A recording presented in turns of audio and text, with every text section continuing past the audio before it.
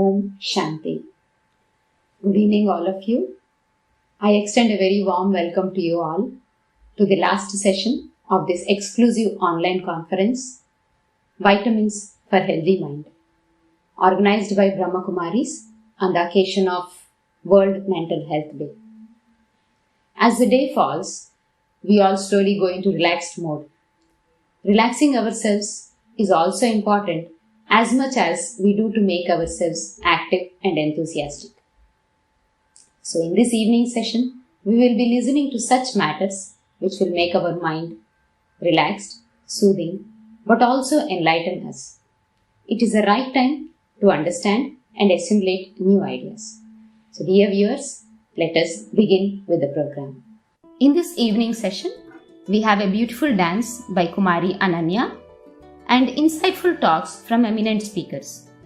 We have Padma Vibhushan Dr. V. Shanta, Chairperson Adyar Cancer Institute, Dr. Vishwanathan Sethuraman, Gynecologist, Obstetrician, Dr. Srimant Kumar Sahu, Diabetologist, Dr. P. Purna Chandrika, Psychiatrist, Dr. Radha, DIG Paramilitary Forces, Dr. G. Radhakrishnan, Consultant, Child and Adolescent Psychiatry, Rajyogini Dr. B.K. Muttumani, Director Brahma Kumaris, Adyar, B.K. Jayashree, Rajyoga teacher. So dear all viewers, stay with us till the end of the program to take the complete benefit. Now, let us begin the session with a beautiful welcome dance by Kumari Ananya. Kumari Ananya is a proud student of Kala Pradarshini. She started learning Bharatanatyam under the able guidance of Guru Kalaimamani Parvati Ravi Ghantasala at the age of 7. She has performed alongside her Guru in the esteemed productions such as Uchitilagam, Penmai Chudar, Ghantasala 95 among others. She also performed at prestigious associations and events such as Indian Fine Arts, Margali Music Festival and Chennai Thiruvayaram. Ananya is a 7th grade student at PS Senior Secondary School, Mylapore, Chennai. Besides dance, she also passionately participates in her school football and track team. Let us all welcome Kumari Ananya.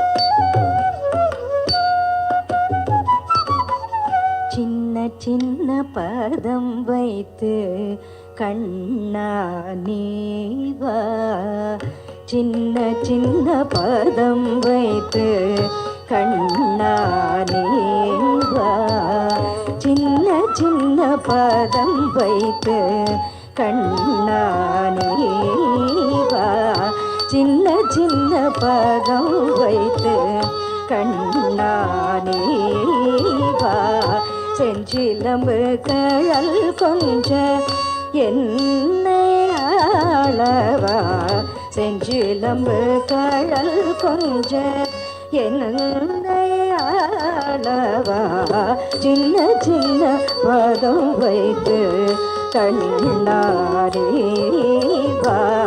செஞ்சிலம்பு கழல் கொஞ்ச என்னை ஆளவா, சின்ன பதம் வைத்து கண்ணாரேவா, செஞ்சிலம்பு கழல் கொஞ்ச என்னை ஆளவா, சின்ன பதம் வைத்து கண்ணாரேவா.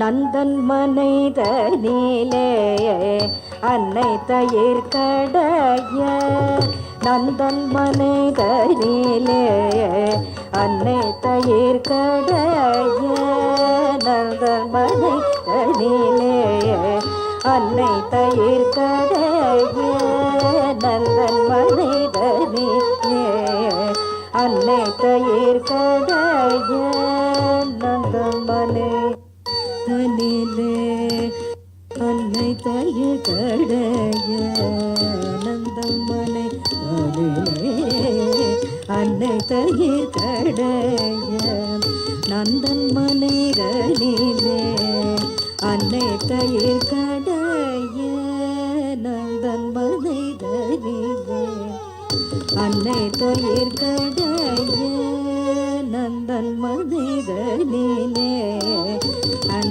தயிர் கடைய நந்தன் மனைகளிலே அன்னை தயிர் கடைய நந்தன் மனைகளிலே அன்னை தயிர் கடைய நந்தன் மனைகளிலே அன்னை தயிர் கடைய கண்ணல் மொழி பேசி கண்கள் கொஞ்ச கண்ணல் மொழி பேசி கண்கள் கெஞ்சி கொஞ்ச கனிவாயிதழ் சுழித்து கரம் நீட்டி கால் உதைத்து கனிவாய் இதழ் சுழித்து கரம் நீட்டி கால் உதைத்து பெண்ணை தந்தால் விடுவேன் என்று அடம் பிடித்து நடம் புகழ்ந்து பெண்ணை தந்தால் விடுவேன் என்று அடம் பிடித்து நடம் புகழ்ந்து பெண்ணை தந்தால் விடுவேன் என்று அடம் பிடித்து நடம் புகழ்ந்து பெண்ணை தந்தால் விடுவேன் படம் பிடித்து நடம் புகழ்ந்து சின்ன சின்ன வரம் வைத்து கண்ணாரேவா செஞ்சிலம்பு கழல் குஞ்சம் என்னை ஆளவா சின்ன சின்ன பதம் வைத்து கண்ணானேவா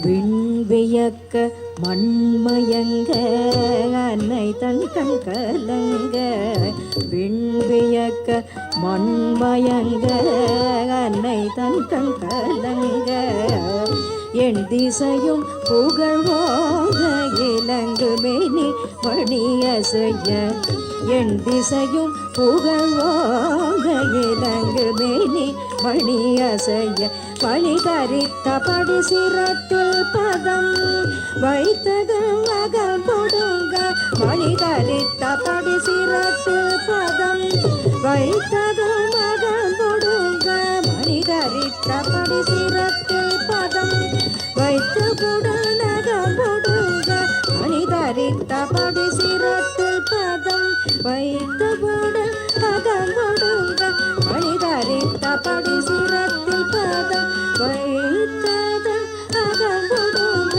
மணி தரித்த படி சிரத்தில் பதம் வைத்தவுடன் அகம் கொடுங்க மணி தரித்த படி சிரத்தில் பதம் வைத்தவுடன் அகம் கொடுங்க மணி தரித்த படி சிரத்தில் பதம் வைத்தவுடன் அகம் கொடுங்க மணி தரித்த படி சிரத்தில் பதம் வைத்தவுடன் அகம் கொடுங்க மணி தரித்த பதம் சிரத்தில் பதம் வைத்தவுடன் அகம் கொடுங்க மணி தரித்த படி சிரத்தில் பதம் வைத்தவுடன் அகம் கொடுங்க மணி தரித்த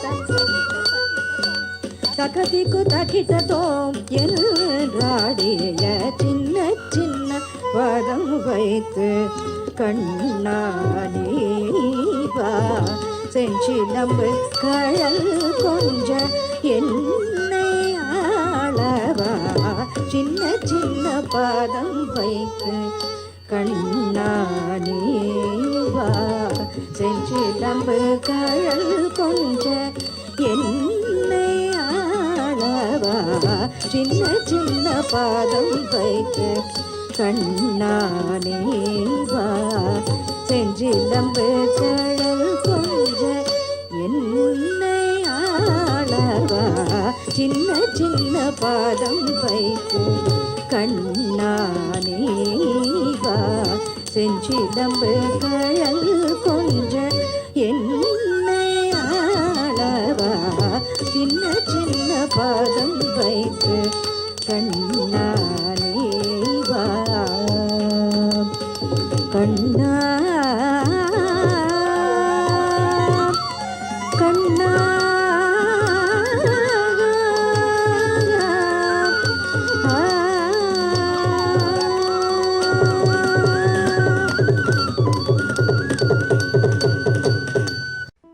That was a very refreshing and joyful performance.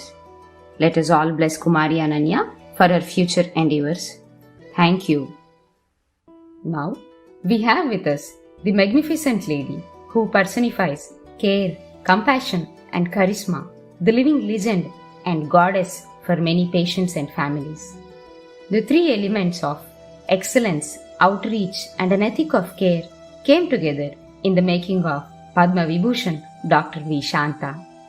Dr. V. Shanta, 94-year-old, is an eminent oncologist and the chairman of Adyar Cancer Institute. She is best known for her selfless efforts towards making quality and affordable cancer treatment accessible to all patients. She has dedicated herself to the mission of organizing care for cancer patients, spreading awareness, research, and developing specialists. Even at this age, she visits the institute and interacts with the patients and children undergoing treatment. She has been associated with Adyar Cancer Institute since 1955, began the journey from there with Dr. Krishnamurthy.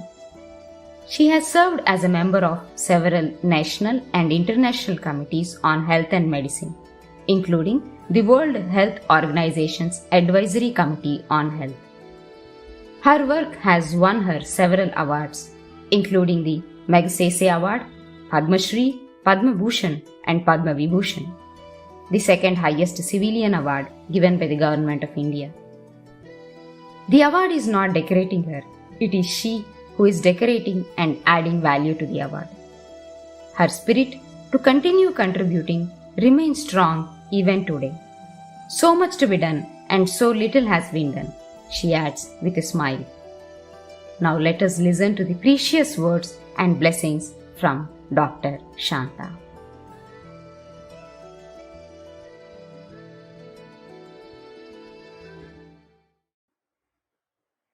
Thank you for the opportunity.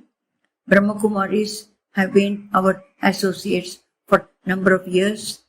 They have been involved in service above self, and I think the ethos for the institute is also service above self. Today, they have asked me to speak to the people in the context of the fear and the challenge created by the most unexpected pandemic. Now this pandemic has been very unexpected and posed a challenge to everyone in the world. There is no country that has been exempt, and of course India is one of them, and more importantly, the Cancer Institute has faced a major challenge because of the pandemic. When I say Cancer Institute is facing the challenge, it is the cancer patients. The patients today, normally, the minute a diagnosis of cancer is made, everybody is panicked, fear because of cancer. Today, unfortunately, they have an added fear because of the pandemic. So the pandemic has added the fear from not only cancer, but also pandemic. Just a few words about how to face the challenge, because the challenge has been really great for the institute, because the patients stopped coming and we did not know how to get them. The patients, their treatment was getting delayed. So let us see how to get over the fear. Fear is something normal for everybody in the world. But what is fear? People cannot describe fear, and fear you cannot share with anybody. In fear, you're alone, you're lonely, you have to you have to take care of it by yourself. But the most important thing is faith. Faith and hope can definitely reduce your fear in whatever area you have. One of the important things about fear of disease, I been talking for the last 6 decades about cancer. All the time it has been cancer. This is the first time I'm going to talk about pandemic. Now cancer is people unnecessarily worry and fear about cancer. People must know cancer is not only curable but preventable. How is it? Because it is a lack of awareness that makes them be fear the cancer and dread that cancer will kill them. No. Cancer is preventable. Now, not only that, I always say, therefore, prevention is better than cure. Now, how do we prevent? By good habits, good living, healthy habits, hygienic living. Now, today with the pandemic coming, now our Brahma Kumaris are the spiritual people. They are trying to convey to the public how to keep a good, proper mental health. Mental health, that is, values and principles in life is very important. And if somebody maintains good values and principles, they definitely reduce the fear that they have because of any disease. I think be very, very positive. Be very sure that nothing will happen. Whatever we do not expect anything for ourselves. We expect only to do to the people around us. I think when you are very sure and able to think of the people around you, your fear will disappear. You don't think of yourself. Stop thinking of yourself. Think of the people around you, the people who are suffering. As long as you keep talking to them, trying to do something for them, I think your fear will reduce gradually. Maintaining mental health is something like that. I'm not sure I'm saying the right thing, but what I feel, because there need be no fear. You're not going to fear of what? Is going to be fear of death, because death is something, you cannot prevent death. It is for everybody. So if there is going to be death, we have to look forward to it and say, we have done my best and I have done my best, and whenever I'm called back, I'm willing to go. It is this mental attitude, the mental feeling that you have done your best that can get rid of your fear. I think the pandemic has increased the fear, but I think you're right in saying that medical science has not been able to give us a very clear answer about pandemic, but I'm sure in the course of time, a lot of research going on, we will be able to get it under control. A lot of work is being done on the area of vaccines to prevent cancer, to prevent pandemic. So the coronavirus can be controlled with vaccines when it comes. But people are in a hurry. They want it today, tomorrow. It's not possible. Any scientific research, any scientific advancement takes years to come. That is where we also say, because in the early years, cancer was considered incurable. Today, there is a transition from incurability to curability. Not only curability, but prevention. The same thing will happen at some time. Maybe it may not be a few months, it may be a few years. We will be able to prevent it and then make the vaccine and reduce the fear among people. Now let me see, because of the pandemic, how the patient is involved and how the medical profession has a problem. The patient has a problem because of increasing cost. Because of the pandemic, there is a certain amount of increase in cost because all of them have to be tested, not only cancer treatment, but the COVID treatment. But as far as the institute is concerned, I think 40% of our patients are given totally free. So I do not think any patient should be worried about treatment. We are there to take care of them. But the other people, we have to be careful about our staff. See, we cannot think only for the patient. We have to think of our staff who are looking after them. Our staff have to be protected. This protection involves certain distinct, disciplined behavior. That is for everybody, number one. One of the most important things is the mask, then social distancing, and then hygiene. I think once we have all this, I think we can prevent a lot of COVID problems. But what is happening today, there is lack of discipline. But apart from it, I think I did not mention that when our doctors are treating, they have to have what is called the PPE, that is protection equipments are necessary. Otherwise, they are at a risk for getting the COVID again. So this is very expensive.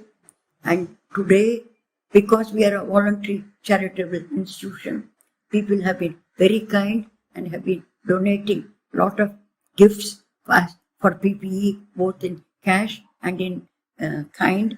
And we are able to give it to our doctors and for treatment.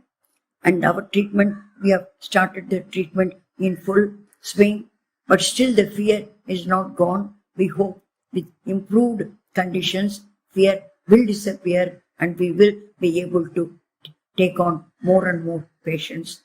As far as the Cancer Institute, we assure you that we'll take care of you very well. Thank you for the opportunity. A word of thanks may not be sufficient to show our gratitude towards her. Instead, we all should bring her words into our actions by having self-discipline, not to fear but have a positive attitude towards the current pandemic. It is a great privilege to have you with us, madam. Thank you very much. Let us move on to our next speaker, a diabetologist from Mount Abu who has cured many with the combination of medication and meditation. Diabetes is a global epidemic. How much ever awareness can be made about this lifestyle-related disease, so much it is less. But Dr. Srimant Kumar Sahu made this as purpose of his life. To make spirituality and health applicable to everyone is his sole intention. He is consultant diabetologist and holistic care physician at Global Hospital and Research Center, Mount Abu, Rajasthan. He is Brahma Kumaris Raj Yoga student since 1986, giving full-time dedicated service in a global hospital since 1991. People very interestingly listen to his lectures on diabetes management, and he has conducted more than 300 programs all over India and abroad. Now, let us hear from Dr. Srimant Kumar about the correlation between diabetes and mental health.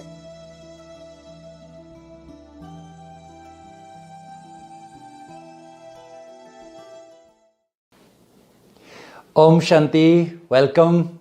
Today we will discuss about a very important topic, that is stress and diabetes. Diabetes is a pandemic today. In India, it has become an epidemic. Every family is suffering from diabetes. Today in India, about 77 millions of people are suffering from diabetes. Those who have very high diabetes, but the borderline diabetes, almost similar number. If you add both, almost 150 millions of people are suffering from diabetes today. So, it is really a great problem for all of us, and it has become a great financial burden for the country also. Diabetes is a disease when the blood sugar level goes very high. It is because the insulin, a hormone in our body which does not work properly, or it is not secreted in sufficient amount from our body.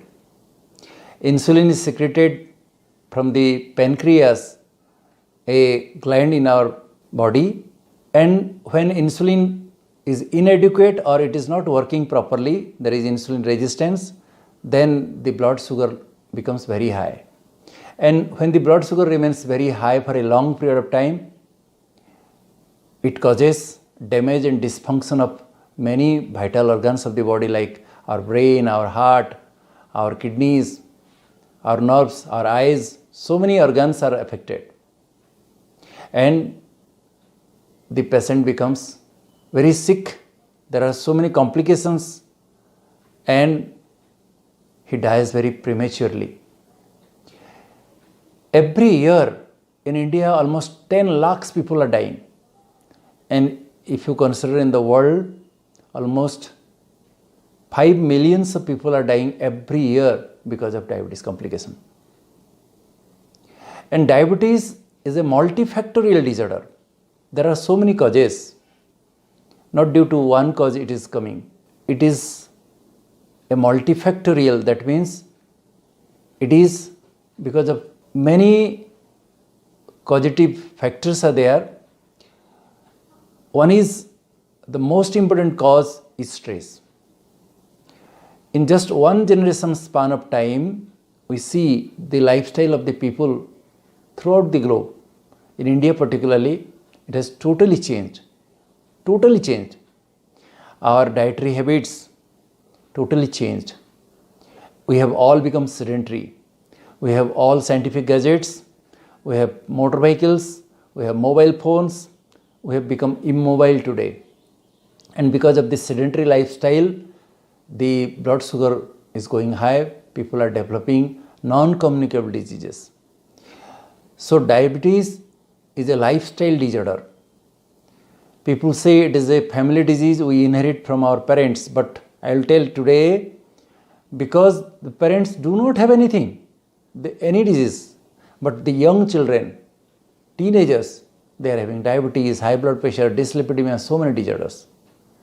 So mostly it is a lifestyle disorder. Unless we change our lifestyle, it is very difficult to eradicate this disease from the globe, from the country. And diabetes, it is mostly due to stress today. American Medical Association says almost 60% of modern diseases are due to stress. Diabetes, hypertension, heart disease, cancer, so many diseases are due to stress. So unless you take care of stress, diabetes cannot be controlled, cannot be prevented, cannot be cured. We have to understand what is stress. Stress is a situation when a person unintentedly faces and he cannot tackle it. It may be due to some disease, some circumstances, some situations. When we feel that we are unable to cope up with this situation, our resources are inadequate, at that time we develop the state of mind. We are confused, we are irritated. At that time, the mental condition we have, it is called stress. And because of stress, our heart rate goes high, our blood pressure goes up, our blood sugar goes up. So stress is diabetogenic. When a patient is suffering from stress because of his internal changes in the body, he develops diabetes. And initially when patient, they develop stress, and because of that they develop diabetes, they will take fenugreek seeds, the bitter gourd juices, so many alternative things, whatever people will suggest, they will do it. But they will never consult a doctor, they will never follow a doctor, they will not take proper medicine. And after few years, because of high blood sugar, they develop multiple complications. At that time, it is a great financial burden for themselves, for the entire family, and they become stressful for the entire life. So stress causes diabetes, and diabetes causes again stress. So this is a vicious cycle. So diabetes and stress, they are quite interrelated. And stress, today we see in this modern world, everybody is suffering from stress. WHO predicts a time is coming when everybody will have mental illnesses. Now most of the people because of difficult situations, circumstances, different diseases. Everybody is stressful in the world. And because of stress, we are developing diabetes. So what is the treatment for stress? Is there any medication? No. Because the doctors themselves are stressful. Then who will give the medication?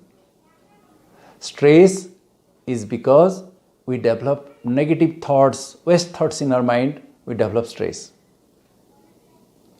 So unless we change our thought patterns, unless we have positive thoughts, we cannot get rid of stress. The stress can be tackled by only positive thoughts. And meditation is an art of positive thinking. When you have stress, your stress hormones, they surge. Then your blood pressure goes high, your blood sugar goes high, you develop palpitation, you develop insomnia. So many problems arises in the body. So when you develop positive thoughts, then you secrete endorphins in your brain, oxytocin in your brain, and everything becomes all right. So by positive thoughts only we can overcome this stress. And meditation is the art of positive thinking. Meditation is not just sitting quietly without thinking anything, closing the eyes. It is not called meditation. Some people, what they do, they just observe their breathing. They are inhaling, they are exhaling, they think that they are doing meditation. No. Some people, they do pranayama, anulom vilom, kapalbhati, and they think that they are doing meditation. No. Meditation, the terminology has come from a word called medri. Medri means to heal. A positive mind heals, whereas a negative mind kills. If you think negatively, what happens? People commit suicide. What for they are committing suicide? Nobody is killing them. They themselves are killing them. Are they thinking positively? No. They think a lot of negative thoughts come to their mind and they kill themselves. So a negative mind kills, whereas a positive mind heals. So if somebody learns the art of positive thinking through meditation, that is called Raj Yoga meditation, which is taught by Brahma Kumaris World Spiritual University, then only you'll be able to overcome stress. It is my personal experience. When I passed out from medical college, I joined a district headquarter hospital, and daily I had to dispose about 200-300 patients in the outdoor clinic. And in government setup, all the people come in a crowd and they will be shouting. And at the beginning of my career, medical career, I was thinking I will go mad in no time, or I will develop high blood pressure or heart attack. During that period only, I came in contact with Brahma Kumaris World Spiritual University, and I learned meditation, I learned positive thinking, and just 1 month span of time, my entire life changed. This is my practical experience, being a doctor. That's why I am telling meditation is the surest medication for stress. And unless somebody practices meditation, it is very difficult to control diabetes. Besides healthy eating habit, active life, regular exercises, we have to learn meditation. Then only we can tackle the current epidemic of diabetes. Okay? Om Shanti. Thank you.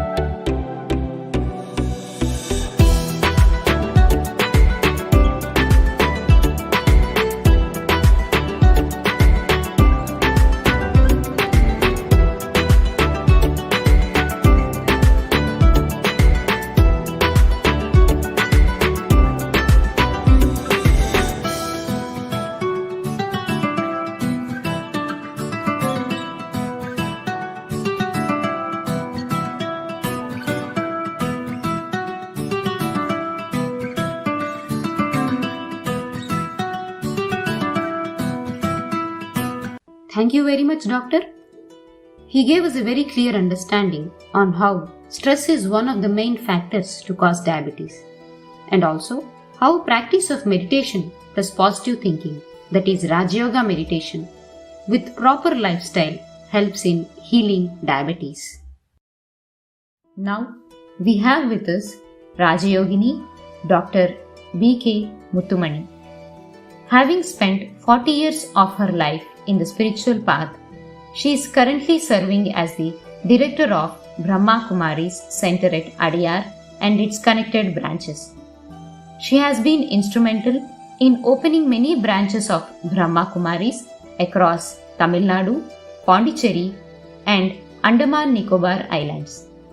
Her involvement in service enabled her to cater to the needs of various categories of people like the youth, women, educators, politicians, rural people, etc. Having recognized for her tireless services, she was awarded with the Values of Women Award by the Rotary. She has also been awarded with Seva Ratna and Rashtriya Ratna awards and conferred with honorary doctorate degree by the Global Peace University. Now, let's listen to her words of wisdom.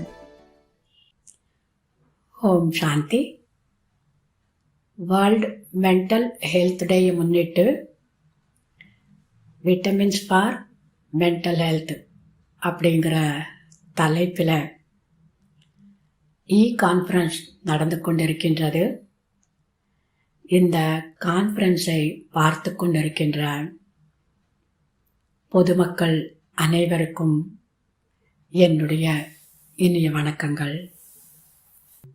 அரிது அரிது மானிடராக பிறப்பது அரிது என்று நம்முடைய ஔவையார் கூறியிருக்கின்றார். பாருங்கள், இப்பொழுது இந்த உலகத்தில் சிலர் இப்படியும் சொல்லிக் கொண்டிருக்கிறார்கள், கடவுள் எதுக்காக இந்த உலகத்தை படைச்சாரு, எதுக்காக எனக்கு இந்த மானிட பிறவியை அவர் கொடுத்தாரு, இந்த உலகத்தை எதுக்காக அவர் படைச்சாரு, எனக்கு இந்த பிறப்பு பிடிக்கவே இல்லை, இப்படியெல்லாம் சொல்லிட்டு இருக்காங்க. சூரியன் அதிகாலையில் உதிக்கும் பொழுது முழு உலகமே பிரகாசமாக அழகாக தெரிகிறது. எல்லோருமே உற்சாகத்தோடு அங்கும் இங்கும் நடந்து கொண்டு அவங்களுடைய காரியத்தை சந்தோஷமா செஞ்சிட்டு இருக்காங்க. அதே இந்த பூமியின் சுழற்சியின் காரணத்தினால் அந்த சூரியன் மறைந்த பிறகு இந்த பூமி இருண்டு போய்விடும். ஆக யாருமே இப்படி கேட்கலையே, இந்த உலகம் இப்பொழுது இருண்டு கிடக்கிறது, ரொம்ப இருளா இருக்கு, எனக்கு இந்த உலகமே பிடிக்கல, எதனால் இந்த மாதிரியான ஒரு இருள் வந்தது, இப்படி யாருமே நம்ம கேட்கறது இல்ல. ஏன் கேட்கறது இல்ல அப்படிங்கிறப்ப நம்ம கிட்ட ஞானம் இருக்கு.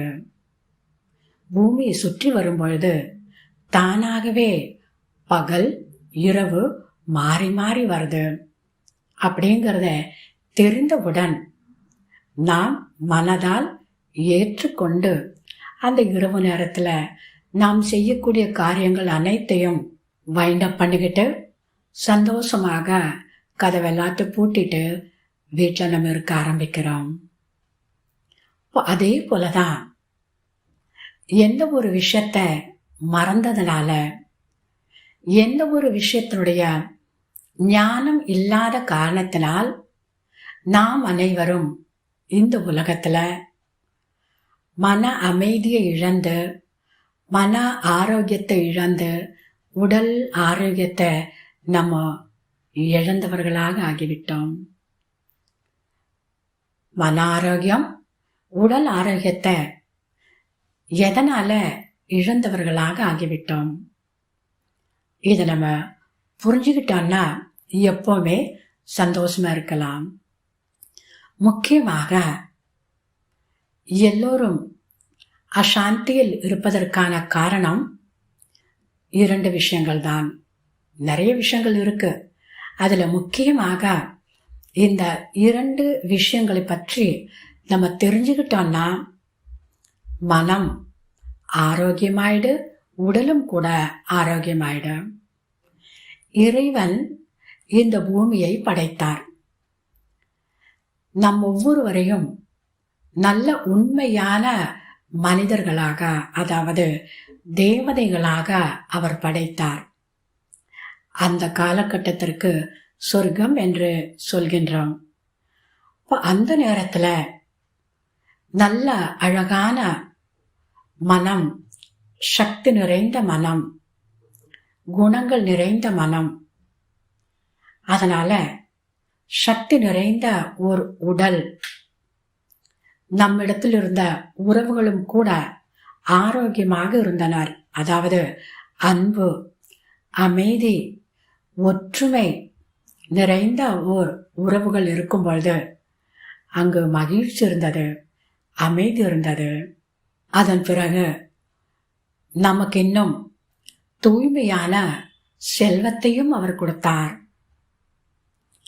ஆக ஆரம்ப காலத்தில் நல்ல மனம், நல்ல உடல், நல்ல உறவுகள், நல்ல செல்வத்தை அவர் கொடுத்து அனுப்பினார். காலச்சக்கரத்தினுடைய இந்த ஒரு சுழற்சியின் காரணத்தினால் அப்படிப்பட்ட அழகான உலகம் நரகமாக மாறிவிட்டது.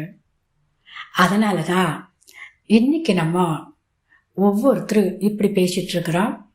பகவான் எதுக்காக இந்த உலகத்தை படைச்சாரு, இந்த உலகம் எனக்கு பிடிக்கவே இல்லைன்னு யாருக்கிட்டயோ எங்கேயோ கொஞ்சம் கஷ்டம் இருக்கிறப்போ இந்த வார்த்தை அடிக்கடி யூஸ் பண்ணிட்டு இருக்காங்க. ஆனால் உண்மையிலேயே கடவுள் படைத்த உலகம் இந்த மாதிரியான உலகம் கிடையாது. அவர் நல்ல உலகத்தை தான் படைத்தார். இந்த நேரத்துல ஒருவேளை ஒரு மனிதனிடத்துல பணம், அழியக்கூடிய செல்வம் இருக்கலாம். இந்த அழியக்கூடிய உடல் எந்த செகண்ட்ல இந்த உடலுக்கு கடைசி நேரம் வருமோ நமக்கு தெரியாது. ஒரு நல்ல அழகான உடல் இருக்கலாம், நல்ல ஒரு பதவி இருக்கலாம், நம்ம இடத்துல எல்லாமே இருக்கலாம். ஆனால் இப்பொழுது இந்த நேரத்துல மனிதன் அதிகமாக பாதிக்கப்படுவது ஒரு நல்ல உறவுகள் கிடைக்காத காரணத்தினால அதிகமாக பாதிக்கப்படுறாங்க. உண்மையான அன்பு, பலனை எதிர்பாராத அன்பு, நேர்மையை எதிர்பார்க்கிறாங்க. இது எப்படி முடியும்? ஒரு காலத்தில் இருந்தது. இப்ப இந்த நேரத்துல ஆரம்பத்தில் இருந்த அன்பு, நேர்மை, உண்மை, ஒற்றுமை, அப்படிப்பட்ட ஒரு உறவை இப்ப எதிர்பார்க்க முடியாது. ஆனா கண்மூடித்தனமா நாம் என்ன நினைக்கிறோம் அப்படின்னா, நம்முடைய எல்லா விதமான எதிர்பார்ப்பு பூர்த்தியாகணும் நினைக்கிறோம். எப்படி எதிர்பார்ப்பு எல்லாருமே பூர்த்தி செய்வாங்க பாருங்க. நம்ம மட்டும் கிடையாது, உலகத்தில் இருக்கக்கூடிய மனிதாத்மாக்கள் அனைவரும், அதாவது நம்ம வீட்டில் இருக்கிறவங்க, நம்ம சுற்றி இருக்கக்கூடியவர்கள், எங்க தொழில் செய்கிறோமோ அங்க இருக்கக்கூடியவர்கள், நம்முடைய உறவினர்கள் அனைவரும் காலச்சக்கரத்தினுடைய அடிப்படையின்படி பலவிதமான பிரிவுகளை எடுத்து அனைவரும் பலவீனமாக ஆகிவிட்டார்கள். அப்ப எப்படி? நானும் பலவீனமா இருக்கிறேன், நீங்களும் பலவீனமா இருக்கீங்க. நானும் ஒரு நோயாளியா இருக்கிறேன், நீங்களும் கூட நோயாளியாக இருக்கிறீங்க. அப்போ ஒரு பேஷண்ட் இன்னொரு பேஷண்ட் கிட்ட என்ன எதிர்பார்க்க முடியும்? அவங்களால நமக்கு என்னதான் உதவி செய்ய முடியும்? இத முதல்ல நம்ம யோசித்து பார்க்கணும். இத நம்மால யோசித்து பார்க்கவே முடியல. நிறைய இடத்துல இந்த ஒரு எதிர்பார்ப்புனால எவ்வளவு பிரச்சனைகள் உருவாகி மன உளைச்சலுக்கு அடிமையாகி டிப்ரெஷன்ல போயிடுவாங்க. ஏன்னா அனைவருக்குமே மற்றவங்களுடைய சப்போர்ட் தேவைப்படுகிறது. நான் யார் மூலமாக பிறரிடமிருந்து ஒரு அன்பை எதிர்பார்க்கிறேன்னா அவங்க இன்னொருத்தர்கிட்ட இருந்து எதிர்பார்க்குறாங்க, அவங்க இன்னொருத்தர்கிட்ட இருந்து எதிர்பார்க்குறாங்க.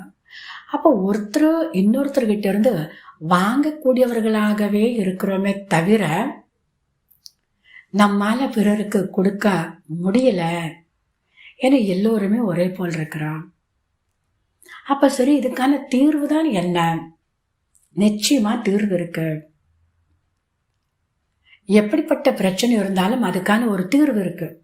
தீர்வு மட்டும் தெரிஞ்சுட்டு நம்ம சும்மா இருக்க முடியாது. அந்த தீர்வை உபயோகப்படுத்தணும். அதாவது ஒரு பெரிய பூட்டு அப்படின்னு வச்சுக்கலாமே. எவ்வளவு பெரிய பூட்டாக இருந்தாலும் அதுக்கு நிச்சயமாக ஒரு சாவி இருக்கும். அதுக்கு சாவி இல்லை. நம்ம இவ்வளவு பெரிய பூட்டை பூட்டைன்னு பார்த்து பார்த்து பயந்து பயந்து பயந்து நம்முடைய வாழ்நாள அப்படியே நம்ம ஓட்டிட்டு வரோம். இப்ப அந்த சாவி கைக்கு கிடைச்சாலும் கூட அந்த பூட்டை திறக்க முடியாது, அந்த ரூம் திறக்காது. அந்த சாவியை கொண்டு போய் அந்த பூட்டுக்குள்ள நம்ம போடணும், திருப்பணும். அப்பதான் அந்த பூட்டை திறக்க முடியும், அந்த ரூம்குள்ள நம்மால போக முடியும். அதே போன்ற தீர்வு இருக்கு. என்னன்னா, இந்த உலகத்துல எதையும் எதிர்பாராமல் இருக்கக்கூடியவர் அந்த ஒரே ஒரு பரமாத்மா இறைவன் தான். ஏன்னா அவர் ஒருத்தர் தான் நம்ம போல இறப்பு பிறப்பு சக்கரத்துல வரதில்லை. மற்றபடி யாருக்கெல்லாம் இந்த உடல் இருக்கோ அவர்கள் அனைவரும் இறப்பு பிறப்பு சக்கரத்துல வரக்கூடியவர்கள். ஒரு காலத்துல சக்தி நிறைந்தவர்களா இருப்பாங்க, அதே இன்னொரு காலத்துல சக்தி இல்லாதவர்களாக பலமற்றவர்களாக ஆக்கிடுவாங்க. அப்ப எப்பொழுதுமே சதா நிரந்தரமான முழுமையான சக்தி யார்கிட்ட இருக்கு அப்படிங்கிறப்ப சக்திகளின் சூரியனாக இருக்கக்கூடிய அந்த ஒரே ஒரு இறைவன், அவர்தான் சதா அனைவருக்கும் எப்பொழுதும் கொடுக்கக்கூடியவராக இருக்கிறாரு. அவர் யார்கிட்ட இருந்து எதையுமே எதிர்பார்க்கறது இல்ல. ஒருத்தர்கிட்ட இருந்து எந்த ஒரு விஷயத்தையும் அன்பு எதிர்பார்க்கறது இல்ல, ஒரு அகர்பத்தை எதிர்பார்க்கறது இல்ல, எனக்கு இது நீங்க இது கொடுங்கன்னு எதிர்பார்க்கறது இல்ல. எதுவுமே எதிர்பாராமல் இருக்கக்கூடியவர் அந்த ஒருவர் தான். ஆக நாம் புத்திசாலித்தனமாக இப்போது என்ன செய்ய வேண்டும் அப்படிங்கிறப்போ, எதிர்பாராமல் இருக்கக்கூடிய அவருடைய நினைவின் மூலமாக அவர்கிட்ட இருந்து நமக்கு என்ன தேவையோ அதை வாங்கிக்கிறதுக்காக முயற்சி பண்ணணும். ஆக இந்த உலகத்துல இந்த உறவுகள் மூலமாக அம்மா, அப்பா, குழந்தை, இப்படி பலவிதமான உறவுகளை பார்க்கிறோம். அப்ப பலவிதமான உறவுகள் மூலமாக பலவிதமான ஒரு எதிர்பார்ப்பு இருந்தது, அது பூர்த்தி ஆகல. அதனால் நம்ம டிப்ரெஷன்ல வந்தோம். இப்போ அத்தனை உறவுகளையும் அந்த ஒருவரிடத்தில் நம்ம வச்சுக்கணும். இது என்ன கஷ்டம், இது என்ன கஷ்டம். இப்போ நம்முடைய டிப்ரெஷனுக்கு தீர்வு இதுதான், சாவியே இதுதான். ஆகவே இனி எங்குமே எதிர்பார்க்க வேண்டாம், எதிர்பார்க்க வேண்டிய அவசியமே இல்லை. அடுத்து இந்த விஷயத்தை நம்ம பார்க்கணும். அவர்கிட்ட இருந்து நம்ம வாங்கிட்டு இருக்கிறோங்கிறப்ப நிச்சயமா நம்மால பிறருக்கு கொடுக்க முடியும். எப்படின்னா, ஒரு மனிதர் ஒரு இடத்துல இருந்து இன்னொரு இடத்துக்கு போவார். இடையில ரொம்ப பேட் ஸ்மெல் வரக்கூடிய ஒரு இடத்த கிராஸ் பண்ணிட்டு போக வேண்டியது. அப்படி எவ்ரிடே அந்த ரோட்ல போறப்ப அந்த இடத்த கிராஸ் பண்றப்ப தன்னுடைய மூக்கை மூடிட்டே போவாரு. ஒரு 6 மாசத்துக்கு அப்புறம் அவர் மறுபடியும் வெளியில எங்கேயோ போயிட்டு மறுபடியும் அவர் இங்க வந்து அந்த ரோட அந்த இடத்த கிராஸ் பண்ண போவார். அங்க போறப்போ அந்த இடத்துல ஒரு அழகான ரோஜா செடியை பார்க்கறாரு. அந்த ரோஜா செடியிலிருந்து ரொம்ப நல்ல அழகான ஒரு ரோஜா மலர் இருக்கிறத அவர் பார்க்கறாரு. அப்போ இத்தனை வருடங்களாக அந்த இடத்த கிராஸ் பண்ணிட்டு போறப்போ மூக்கை மூடிட்டு போன அந்த மனிதர் இப்ப என்ன செய்யறாருன்னா மெதுவாக அந்த இடத்துக்குள்ள போய் அந்த செடியிலிருந்து இந்த மலர் அப்படியே பறிச்சு எடுத்து தன்னுடைய மூக்கில் வச்சுட்டு வர போறாரு. கூடவே அந்த ரோஜா மலர் சுத்தி இருக்கிறது முள்ளுதான். ஆனால் அந்த முள்ளு அந்த மலரை குத்துறது இல்லை. அந்த முள்ளு அந்த மலருக்கு பாதுகாப்பு தருது. பாருங்க, இந்த ஒரு உண்மையை நம்ம புரிஞ்சுக்கணும். நம்ம சுற்றி இருக்கக்கூடியவர்கள் எப்படிப்பட்டவர்களாக இருந்தாலும் சரி, ஒருவேளை முள்ளு போல, அதாவது துக்கம் தரக்கூடியவர்கள், அவங்களால எனக்கு அசாந்தி ஏற்படுகிறது, அவங்களால் தான் என்னுடைய நிம்மதி கெட்டு போகிறது அப்படின்னா கூட நீங்க விலகி இருங்க. அவங்களால உங்களுக்கு பாதுகாப்பு இருக்கு. அவங்க அப்படி இருக்கக்கூடிய காரணத்தினால உங்களுடைய எண்ணம், சொல், செயல்ல நீங்க ரொம்ப கவனமா இருப்பீங்க. அதனால அதை கூட நீங்க பாசிட்டிவா அந்த மலர் எப்படி ஏத்துக்குதோ அந்த மாதிரி நீங்க ஏத்துக்கணும். அந்த மலர் அந்த துர்நாற்றம் வீசக்கூடிய இடத்துல இருந்து நல்லதை எடுத்துக்கிட்டு, அத நெகட்டிவ் விஷயங்களை எடுக்கல, துர்நாற்றத்தை எடுக்கல, அங்கிருந்து நல்லதை எடுத்துக்கிட்டு அநேகருக்கு நல்லது கொடுக்கறது போல நாமும் கூட அநேகருக்கு நல்லது தான் நம்ம கொடுக்கணும். இன்னொரு விஷயம், நம்முடைய ஒரு பழக்கம் இப்படி ஆகிவிட்டது, எல்லோரையும் நம்ம கம்பேர் பண்ண ஆரம்பிக்கிறோம்.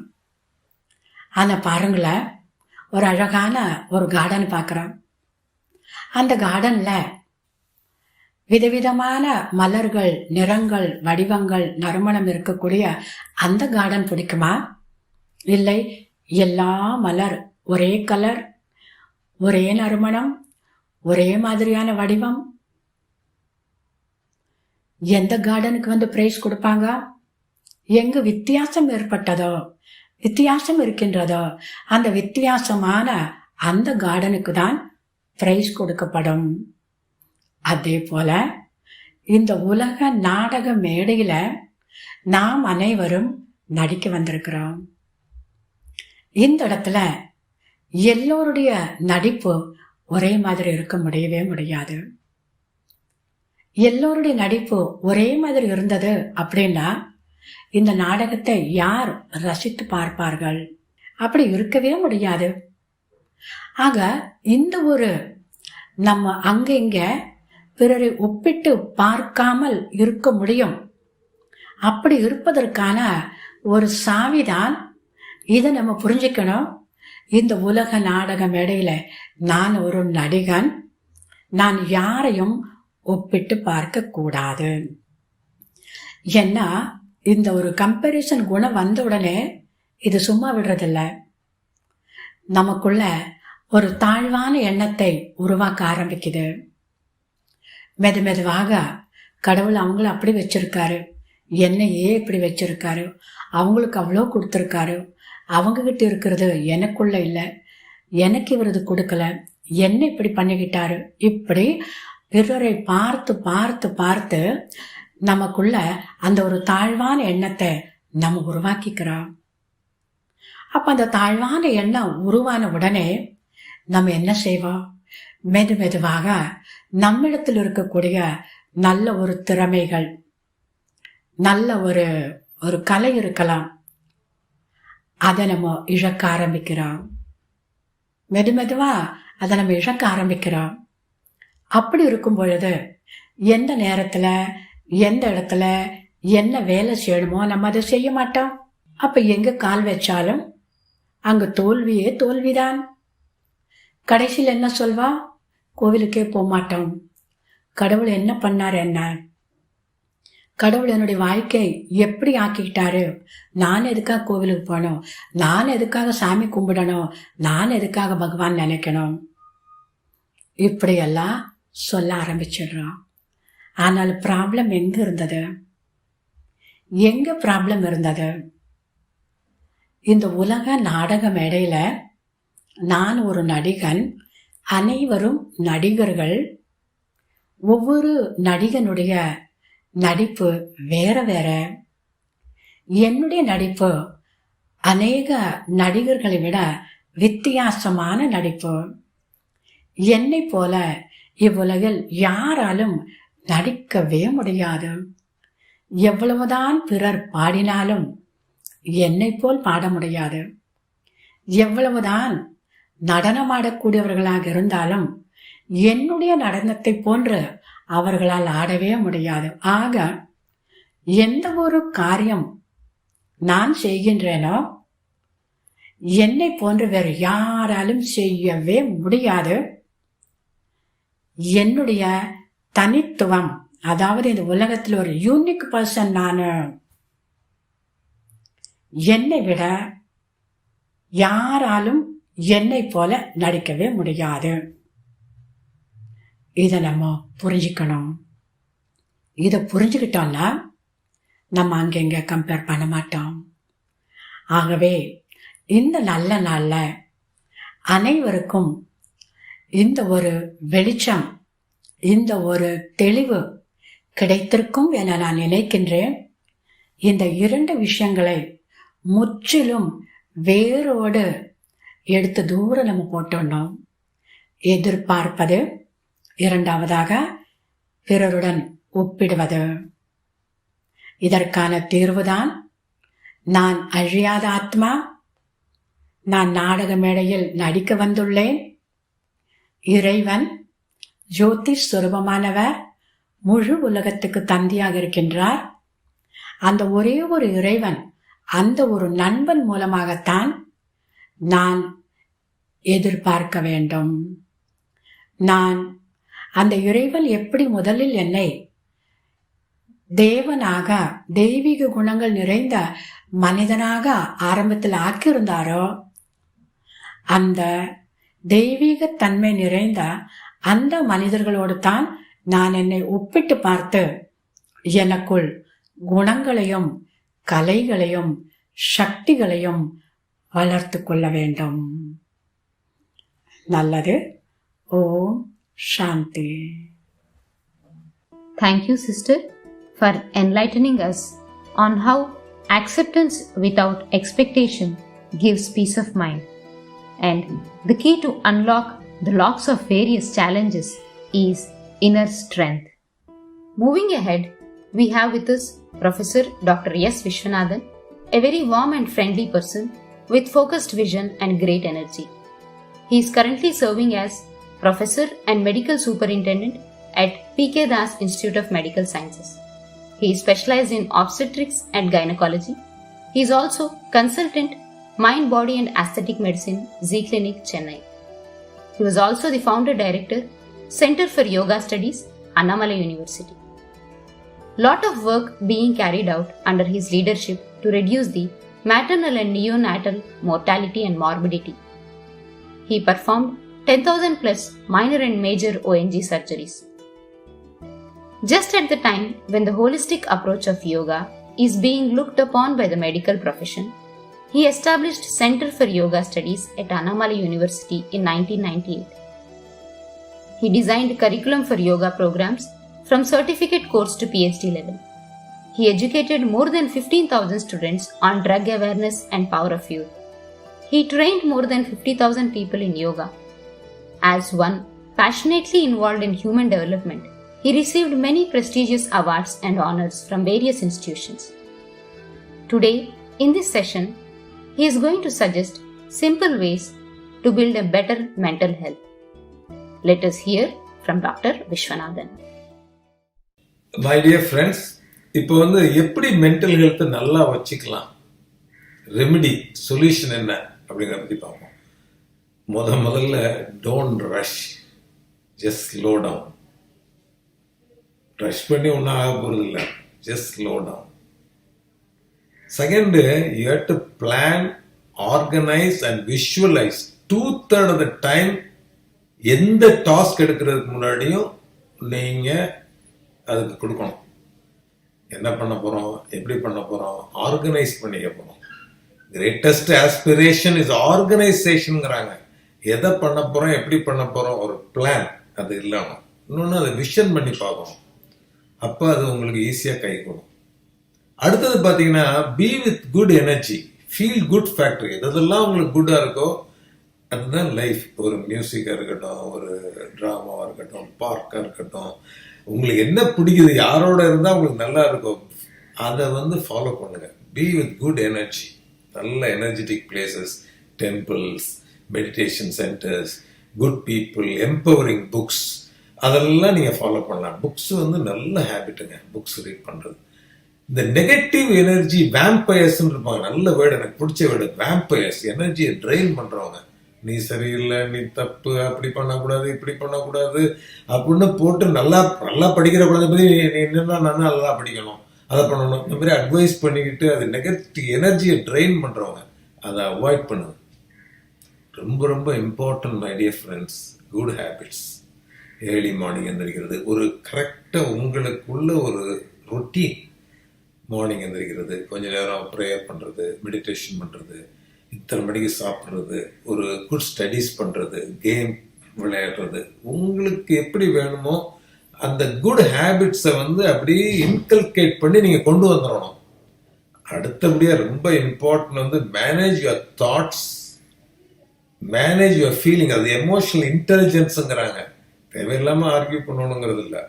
உங்கள் ஹார்ட்டும் மைண்டும் கோஆர்டினேட் பண்ணி ஆக்ட் பண்ணணும். தேவையில்லாத ஃபீலிங்ஸ் எல்லாம் வேண்டியதில்லை. இன்னொன்று மேனேஜ் யுவர் டைம். டைம் ரொம்ப ரொம்ப இம்பார்ட்டன்ட். எல்லாருக்கும் ஒரே டைம் தான். டைம் கூடவும் குறைச்சில்லை. அது வேண்டாததெல்லாம் விட்டு போய் சொல்லி அடிச்சிடலாம். பழையெல்லாம் போகல எல்லாம் குப்பை தூக்கி போட்டுடலாம். வேணுங்கிறத மட்டும் கான்சென்ட்ரேட் பண்ணி டெலிகேட் பண்ணி ஆர்கனைஸ் பண்ணணும். அப்புறம் பார்த்தீங்கன்னா take it easy. Life one time life and playful attitude. பிளேஃபுல்லாக இருக்குன்னா நான் காரியத்தை பண்ணாமல் இருக்கேங்கிறத, யாரை வேணாலும் சீட் பண்ணலாம், நம்ம நர்வஸ் சிஸ்டத்தை சீட் பண்ண முடியாது. அதில் என்ன வேணுமோ அதை நீங்கள் பிளான் பண்ணி பண்ணால் தான் நீங்கள் ஹாப்பியாக இருக்க முடியும். ஹாப்பியாக இருந்து ஸ்ட்ரெஸ் இல்லாமல் இருக்கணும்னா அதுக்கு நீங்கள் உழைக்கணும். ரொம்ப ரொம்ப இம்பார்ட்டன்ட். அதான் நம்ம பிரம்மகுமாரி சிஸ்டர்ஸ்லாம் சொல்லி கொடுத்துட்டு இருக்காங்க. மெடிடேஷன், நம்மளை பற்றி தெரிஞ்சுக்கிறது, நம்மளோட நேரம் ஸ்பெண்ட் பண்ணுறது, நம்மளை நம்ம என்ஜாய் பண்ணுறது, நம்மளும் ஒரு பெரிய சுப்ரீம் ஒரு எனர்ஜி இருக்குது. இது எல்லாரும் அக்செப்ட் பண்ணிக்கிறாங்க விஞ்ஞானத்தின் மூலமாகவும். அதோட ஒன்றாகிறது. அப்போ அந்த குவாலிட்டிஸை நம்ம எடுத்துக்கிறோம். எதோட சேர்றியோ அதுவாக நீ மாற்றப்படுகிறாய். நல்ல குவாலிட்டி, நல்ல பீப்புள், நல்லவங்களோட இருக்கப்ப அதுவாக மாற்றப்படுகிறாய். அந்த மெடிடேஷன் பண்ணுறதுக்கு எனக்கு தெரிஞ்சு நான் ஃபாலோ பண்ணுறது 3 விஷயம் ரொம்ப ரொம்ப இம்பார்ட்டன்ட்.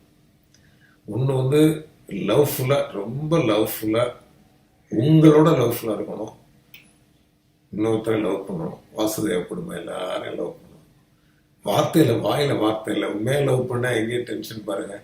சர்வீஸ் பண்ணுறவங்களுக்கு எங்கேயாவது மென்டல் ஹெல்த் கேள்விப்பட்டிருக்கீங்களா?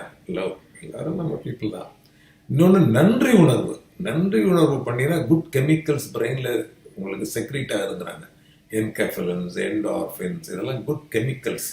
நல்லது. ஒரு ஆன்சைட்டியா, நெகட்டிவாக இருக்கீங்க, ஒரு கோபம், ஜெலசி, ஆற்றாமை, பொறாமை, இதெல்லாம் இருக்கப்ப வேண்டாத ஹார்மோன் செக்ரீட் ஆகுது. வேண்டாத ஹார்மோன்னா உங்களுக்கு டென்ஷன் கொடுக்குற ஹார்மோன். இன்னொன்று ஒரு கருணையான உணர்வு, கம்பேஷனான உணர்வு.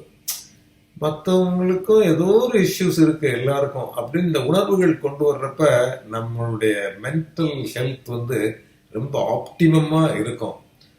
இந்த மெடிடேஷன் ஃபாலோ பண்றதுக்கு one of the beautiful things I think Brahma Kumaris they are doing excellent job. அந்த சிஸ்டர்ஸோட நீங்க இருந்தாவே, போய் நீங்க அவளோட இருக்கீங்க கொஞ்ச நேரம் அப்படின்னாவே அந்த ஸ்ட்ரெஸ் அண்ட் டென்ஷன் குறைஞ்சிடும். Mentally you can be strong, you can be bold, you can be courageous. உங்களோட நேரம், நிறைய நேரம் நீங்கள் ஸ்பெண்ட் பண்ணணும். வெளியே எந்த அளவுக்கு நீங்கள் குவாலிட்டி கொடுக்கணும்னு நினைக்கிறீங்களோ அந்த அளவுக்கு you have to spend time with in your self. So the prime important is the meditation. You spend time with you. These are the remedies and these are the solutions for this 21st century mental ill health or mental stress and panicky. Thank you once again. I thank the great organization of the Brahma Kumaris, my dear beloved sisters and brothers, and thank you very much. Thank you very much, brother. Brother has emphasized on spending good time with self, understand it, and empower with positive thoughts. Avoid demotivating thoughts and environment. Observe good lifestyle practices and regular meditation. Moving ahead, we have Dr. P. Purna Chandrika. She is a renowned psychiatrist, currently serving as Director of Institute of Mental Health and Consultant Psychiatrist at Bharati Raja Super Speciality Hospital and Research Center. She has given various talk shows on TV channels related to COVID-19. Now in this session, she will be suggesting us on how to overcome the mental trauma created because of the unexpected outbreak of COVID-19.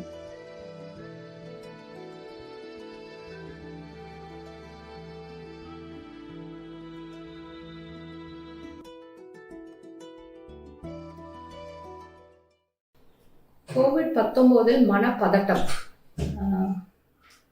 March Covid வந்த தினத்திலிருந்து, Covid இந்தியாவுக்கு வந்த தினத்திலிருந்து இந்த மாதிரி ஒரு வியாதி இருக்கு அப்படின்னு அந்த பேரை கேட்டாலே முதல்ல இதெல்லாம் நமக்கு எதுக்குங்க, இதுக்கும் நமக்கும் சம்மந்தமே இல்லை அப்படின்றவங்கள மாறி நமக்கு வந்துருமோன்ற அந்த பயம் அதனால பதட்டம் ஜாஸ்தியாகி தூக்கம் தொலைத்து போனவர்கள் ஏராளம். அதுலயும் ஒரு நிச்சயமற்ற சூழ்நிலை.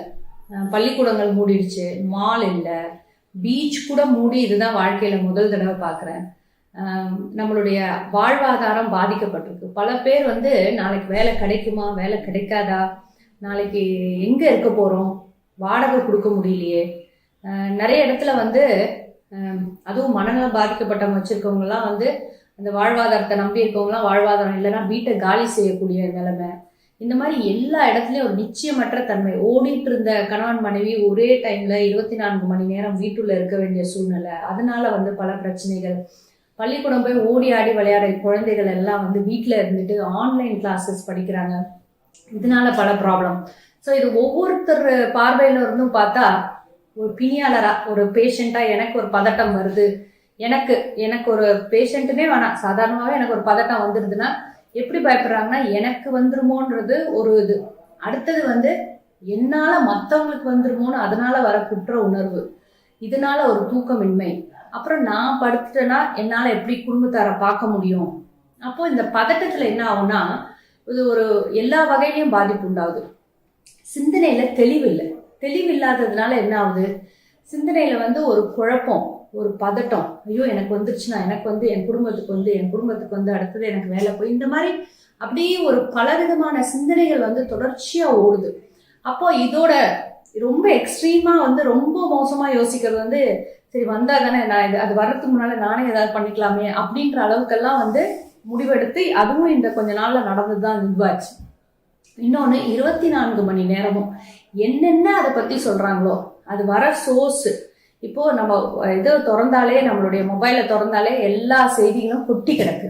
அப்போ இது எப்படி இருக்கு, என்ன இருக்கு, இதுல இது உண்மையா பொய்யான்னு ஆராயாம என்ன வருதோ அது இது உண்மையா இருக்கும், ஆமா இது உண்மையா இருக்கும், அது உண்மையா இருக்கும்ட்டு எல்லா விதமான பொய்யான செய்தியையும் நம்பிட்டு அப்புறம் அதுக்காக இப்படி சாப்பிடாம இருக்கிறது, இப்படி இருக்கிறதுன்ற அந்த பழக்கமும் ஜாஸ்தியா இருக்கு. அதனால கவர்மெண்ட் கைட்லைன்ஸ் படி என்ன கொடுத்துருக்கோ அதுதான் உண்மை, அதுதான் ஃபேக்ட்ஸ், அதை மட்டும்தான் கான்சென்ட்ரேட் பண்ணணும். அடுத்த ஸ்டெப் என்ன பண்ணலாம், அதை நமக்கு வியாதி வராதுன்னு இல்லை, அதை அதுலயே டினையல்னுவோம். எனக்கு வராது, எனக்கு வந்திருக்காதுன்னு வீட்லயே இருந்து லேட்டா வர்றதுனாலே பிரச்சனை ஜாஸ்தியா வருது. அதையும் மீறி வந்துருச்சுன்னா நான் உடனே போய் நம்ம டெஸ்ட் பண்ணிக்கலாம். டெஸ்ட் பண்ணிட்டு அடுத்த ஸ்டெப் இதுக்கு என்ன ட்ரீட்மெண்ட்னு வீட்டுல சொல்றாங்களா, இது சொல்றாங்களான்னு அங்க இருக்கிற கைட்லைன் படியே பார்த்தோம்னா வராது. ஏன்னா நிறைய தடவை எங்களுக்கு எப்படி வரும்னா, எல்லா ஆக்சிஜன் சேச்சுரேஷன்லாம் நல்லா இருக்கு, ஆனா மூச்சு வாங்குதுன்றாங்க. சிடிலயும் எந்த இதுவும் இல்லை, ஒரு பதட்டம், அந்த மூச்சு அடைக்குதுன்னுவாங்க. அது அந்த பதட்டத்துல அப்படி வரும். ஸோ இந்த பதட்டத்தினால அந்த கோவிடோட பிக்சரே மாறி போற அளவுக்கான இதுவெல்லாம் நடந்துட்டு இருக்குது. ஃபர்ஸ்ட் பயப்படாதீங்க.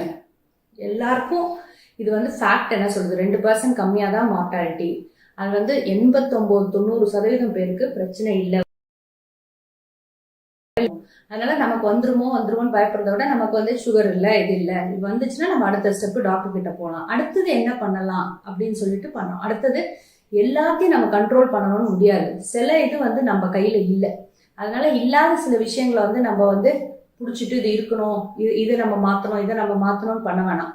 எல்லாத்தையும் உள்வாங்கிக்க வேணாம். எது ரெலவெண்ட்டாக இருக்கோ, எது தேவையோ அதை மட்டும் உள்வாங்கிட்டு அதுக்கு ஏற்ற மாதிரி நம்ம பண்ணணும்.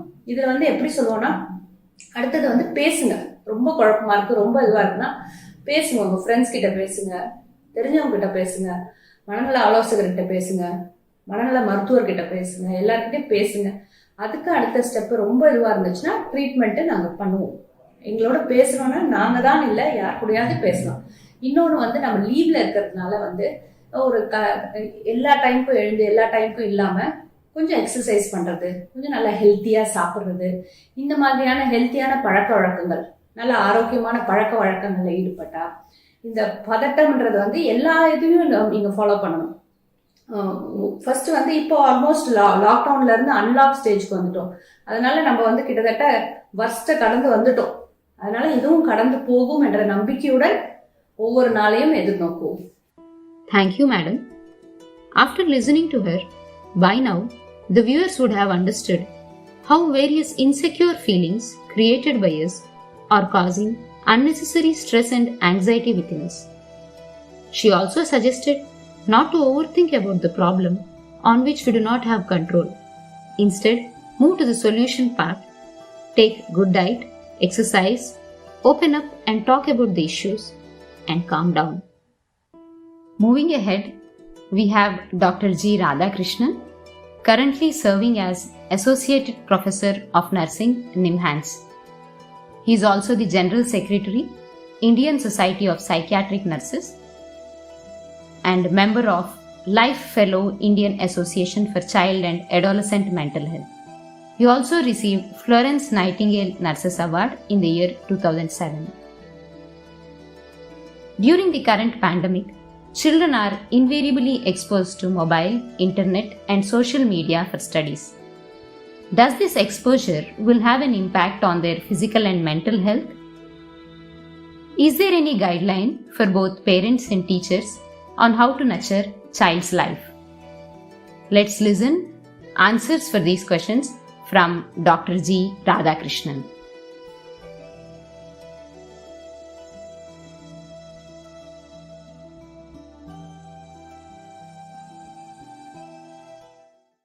எல்லோருக்கும் வணக்கம். என் பெயர் டாக்டர் ராதாகிருஷ்ணன்.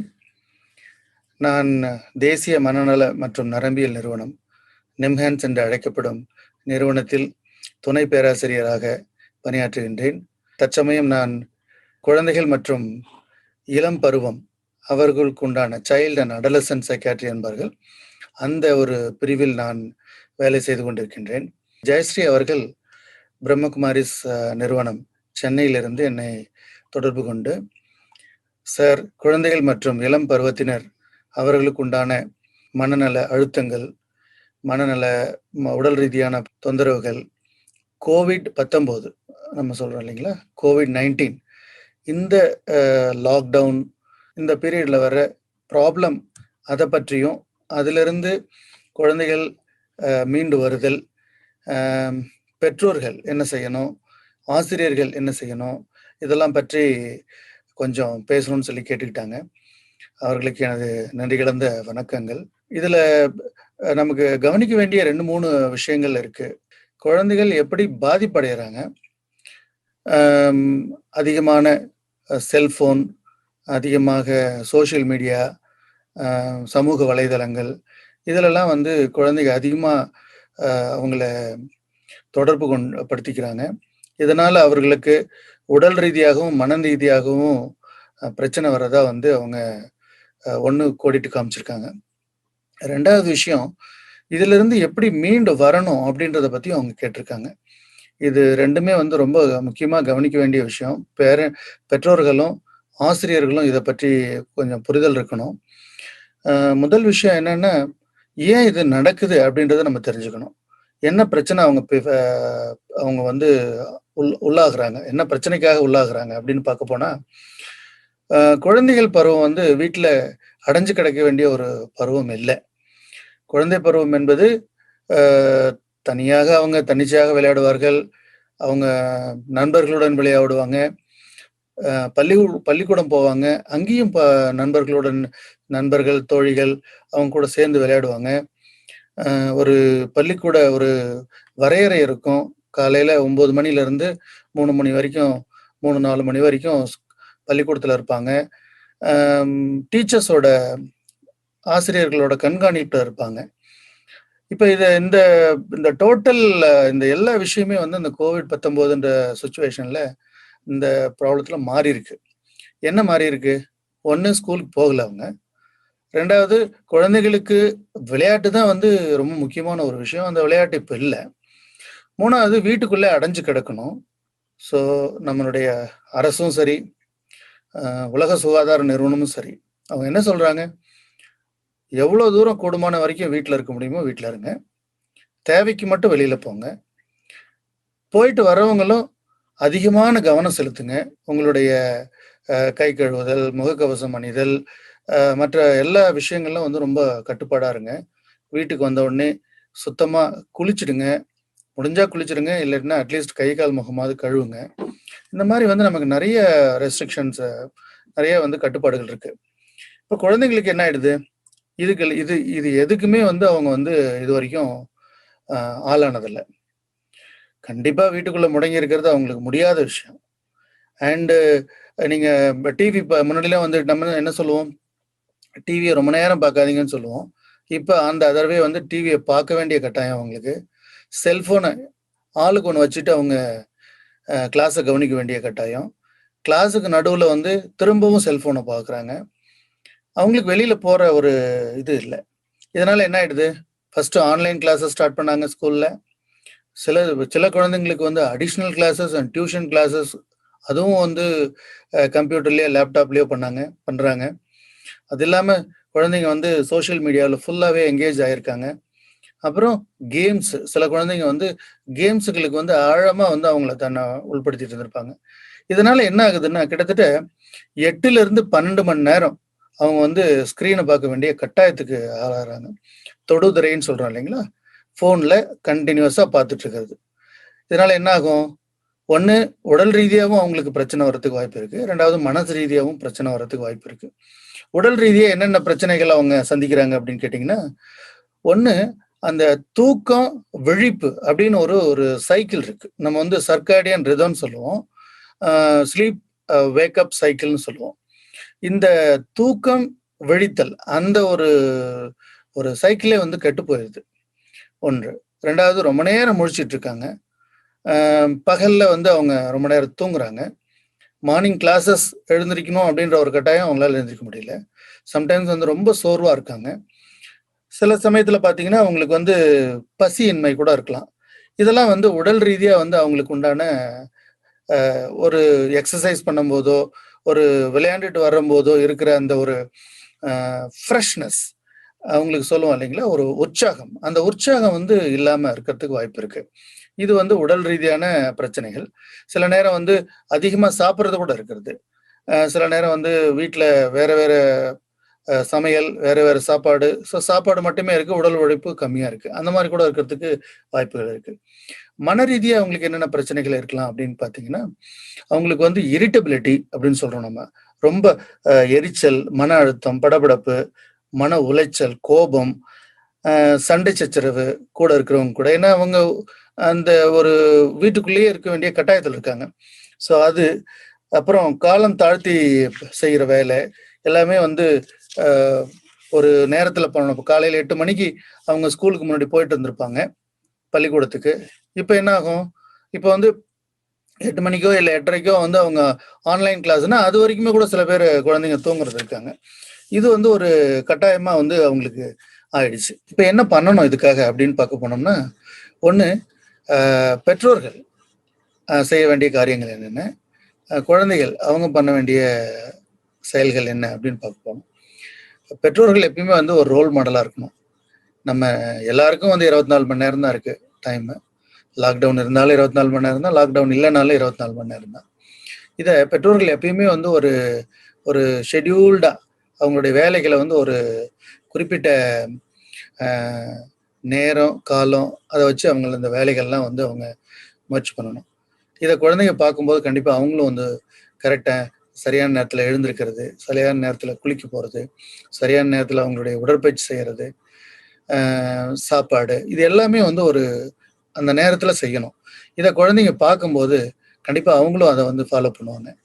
ஒன்று. ரெண்டாவது, குழந்தைங்க கூட நம்ம எவ்வளோ நாள் டைம் கூட நேரம் செலவழிக்க முடியல அப்படின்ற மாதிரி வருத்தப்பட்டிருப்போம் எல்லாருமே. இது வந்து ஒரு நல்ல சான்ஸ், நமக்கு நல்ல ஒரு சமயம். ஸோ இந்த சமயத்தை நம்ம வந்து பயன்படுத்திக்கணும். குழந்தைங்களோட சில பாரம்பரியமுறையமான விளையாட்டுலாம் கூட விளையாடலாம். என்னோட குழந்தைங்களுக்கு சில விளையாட்டுகள்லாம் சொல்லிக் கொடுக்கும் பொழுது, பல்லாங்குழி அது இதெல்லாம் சொல்லிக் கொடுக்கும்போது அவங்களுக்கு இந்த மாதிரி ஒரு ஆட்டங்கள் இருக்கிறதும் தெரியல. ஏன்னா இப்போ நவீன உலகத்தில் வேற வேற வீடியோ கேம்ஸு, கம்ப்யூட்டர் கேம்ஸ்னு வந்துருச்சே தவிர, இந்த பாரம்பரிய முறையில் நம்ம மனசை செலுத்தி விளையாடுற விளையாட்டு, பல்லாங்குழியாக இருக்கலாம், இல்லை ஆடுபுலி ஆட்டமாக இருக்கலாம், இல்லை தாயம் உருட்டுறதா இருக்கலாம். இந்த விளையாட்டுலாம் கூட நிறைய வந்து அவங்களுக்கு அங்கே வந்து அவங்களுடைய மனசை அவங்க யூஸ் பண்ண வேண்டிய இருக்கு. ஸோ அதெல்லாம் வந்து அவங்க பண்ணலாம். ரெண்டாவது, வீட்டிலே வந்து அவங்கள எவ்வளோ நேரம் அடைச்சி வைக்க முடியாது. ஒரு சின்ன ஒரு சிறிய நடைப்பயிற்சி. உங்கள் தோட்டம் இருந்தால் தோட்டம், சில பேர் வந்து அப்பார்ட்மெண்ட்டில் இருப்பீங்க, சில பேர் வீடே வந்து அவ்வளோதான் இருக்கும், வெளியில் இடம் இருக்காது, வெளியில் வராதிங்க அப்படின்னு லோக்கல் பாடிஸ் வந்து சொல்லியிருப்பாங்க. ஸோ அவங்க வந்து சின்ன சின்ன எக்ஸசைஸ் அங்கேயே என்ன பண்ண முடியும் அப்படின்றத பார்க்கணும். மூணாவது, நல்ல குழந்தைங்க வந்து சொன்னால் புரிஞ்சுக்கிறாங்க. அவங்கள வந்து உங்கள் கூட வீட்டில் வேலைகளுக்கு கூட நீங்கள் எடுத்துக்கலாம். அதாவது வேலையை அவங்க தலையில் சுமத்தணும்னு சொல்ல வரல, வேலைகள் கொஞ்சம் அவங்களுக்கும் பகிர்ந்து கொடுக்கலாம். அப்போ என்ன பண்ணுவாங்க, அவங்களுக்கு வந்து வீட்டு வேலைகள் செய்யும் பொழுது அந்த அனுபவம் புரியும். பெற்றோர்கள் நமக்காக என்னென்ன கஷ்டப்படுறாங்கன்ற அந்த அனுபவம் தெரியும். ரெண்டாவது விஷயம், சில நேரம் அவங்களும் வந்து அதை சந்தோஷமாக எடுத்துகிட்டு பண்ணுவாங்க. சமையலாக இருக்கட்டும், வீட்டு வேலைகளாக இருக்கட்டும், பாத்திரம் கழுவுறதா இருக்கட்டும், சில வேலைகளை வந்து துணிமணி காய வைக்கிறது, இதெல்லாம் வந்து நம்ம அவங்கள இது வரைக்கும் வந்து பொத்தி வளர்த்துருந்துருப்போம். மேபி இந்த சமயத்தில் வந்து நம்ம அதை செய்ய சொல்லலாம். அதில் வந்து அவங்களுக்கு ஈடுபாடு இருக்கும். நம்ம வந்து நிறைய நேரங்களில் வந்து அதை நம்ம கவனிக்கிறது இல்லை, அதை பண்ணலாம்.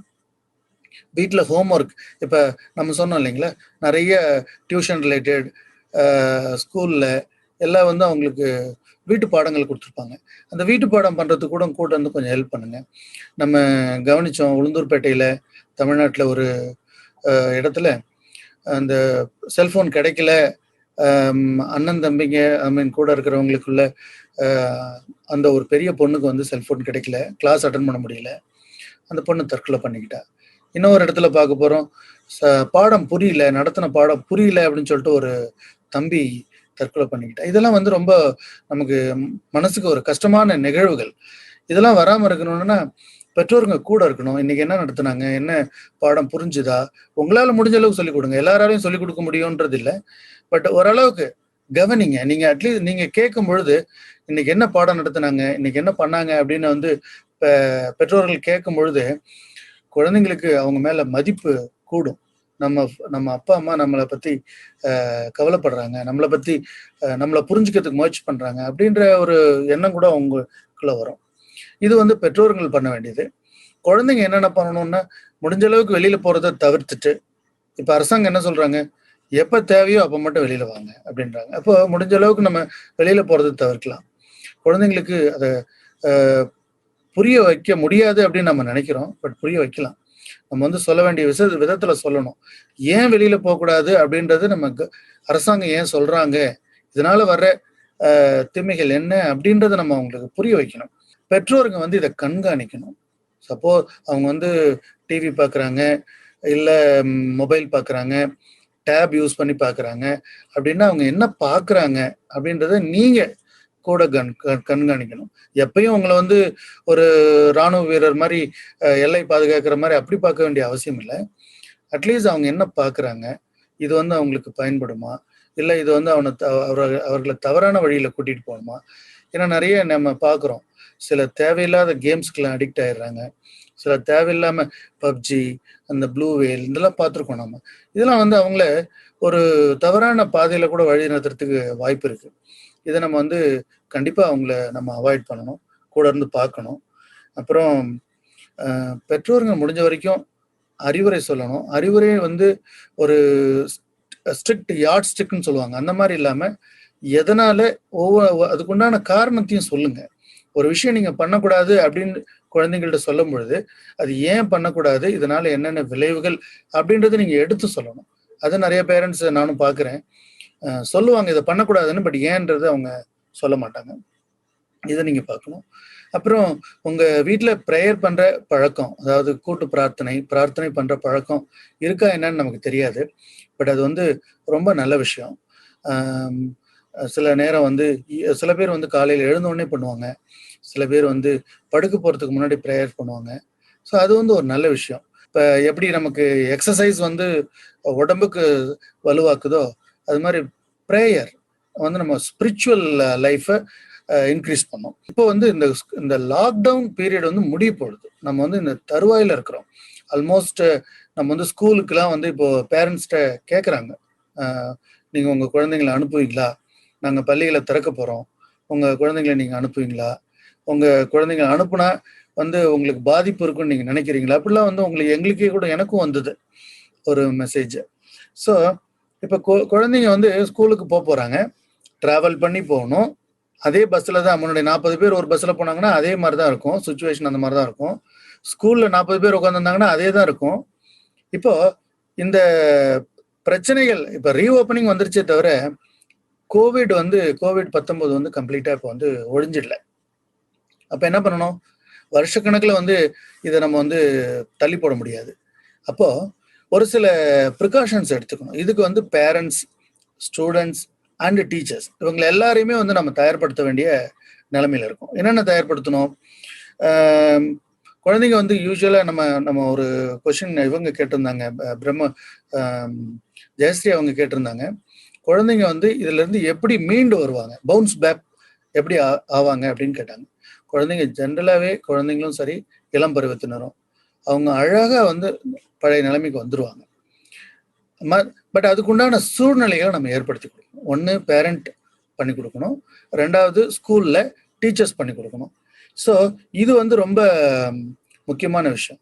ஏன்னா இந்த ஒரு 6 மாசம், கிட்டத்தட்ட 8 மாசம் அவங்க அந்த குழந்தை பருவத்தையே இழந்துட்டாங்கன்னு தான் சொல்லணும். They have lost their childhood ரொம்ப இம்பார்ட்டன்ட். இதனால என்ன ஆகும், ஒரு சின்ன ஒரு ட்ராமா அவங்களுக்கு வந்திருக்கும், மனசுல ஒரு வடு வந்திருக்கும். அவங்க குழந்தை பருவத்தை அவங்க என்ஜாய் பண்ண முடியாம கஷ்டப்பட்டு இருந்திருப்பாங்க.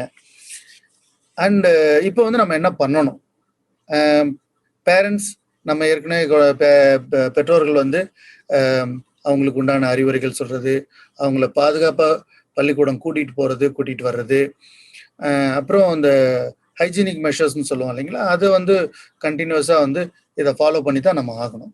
அப்புறம் ஸ்கூல்ல கவுன்சிலர்ஸ் இருப்பாங்க, அந்த ஸ்கூல் கவுன்சிலர்ஸும் இதெல்லாம் மானிட்டர் பண்ணணும். அவங்களுக்கு ஏதாவது பிரச்சனைகள் இருக்கா, அவங்களுக்கு உளவியல் ரீதியாக ஏதாவது ப்ராப்ளம் இருக்கா, குழந்தைங்க ஒரு 6 மாசம் 1 வருஷம் கழிச்சு வந்ததுக்கு அப்புறம் ஒருத்தரோட ஒருத்தர் அவங்க ரொம்ப க்ளோஸா பழகுவாங்க. நம்ம இதை அவாய்ட் பண்ண முடியாது. அப்போ டீச்சர்ஸ் ரெஸ்ட்ரிக்ட் பண்றாங்க அப்படின்னா ஏன் பண்றாங்க, எதனால பண்றாங்க அப்படின்றதையும் டீச்சர்ஸ் அவங்க சொல்லணும்.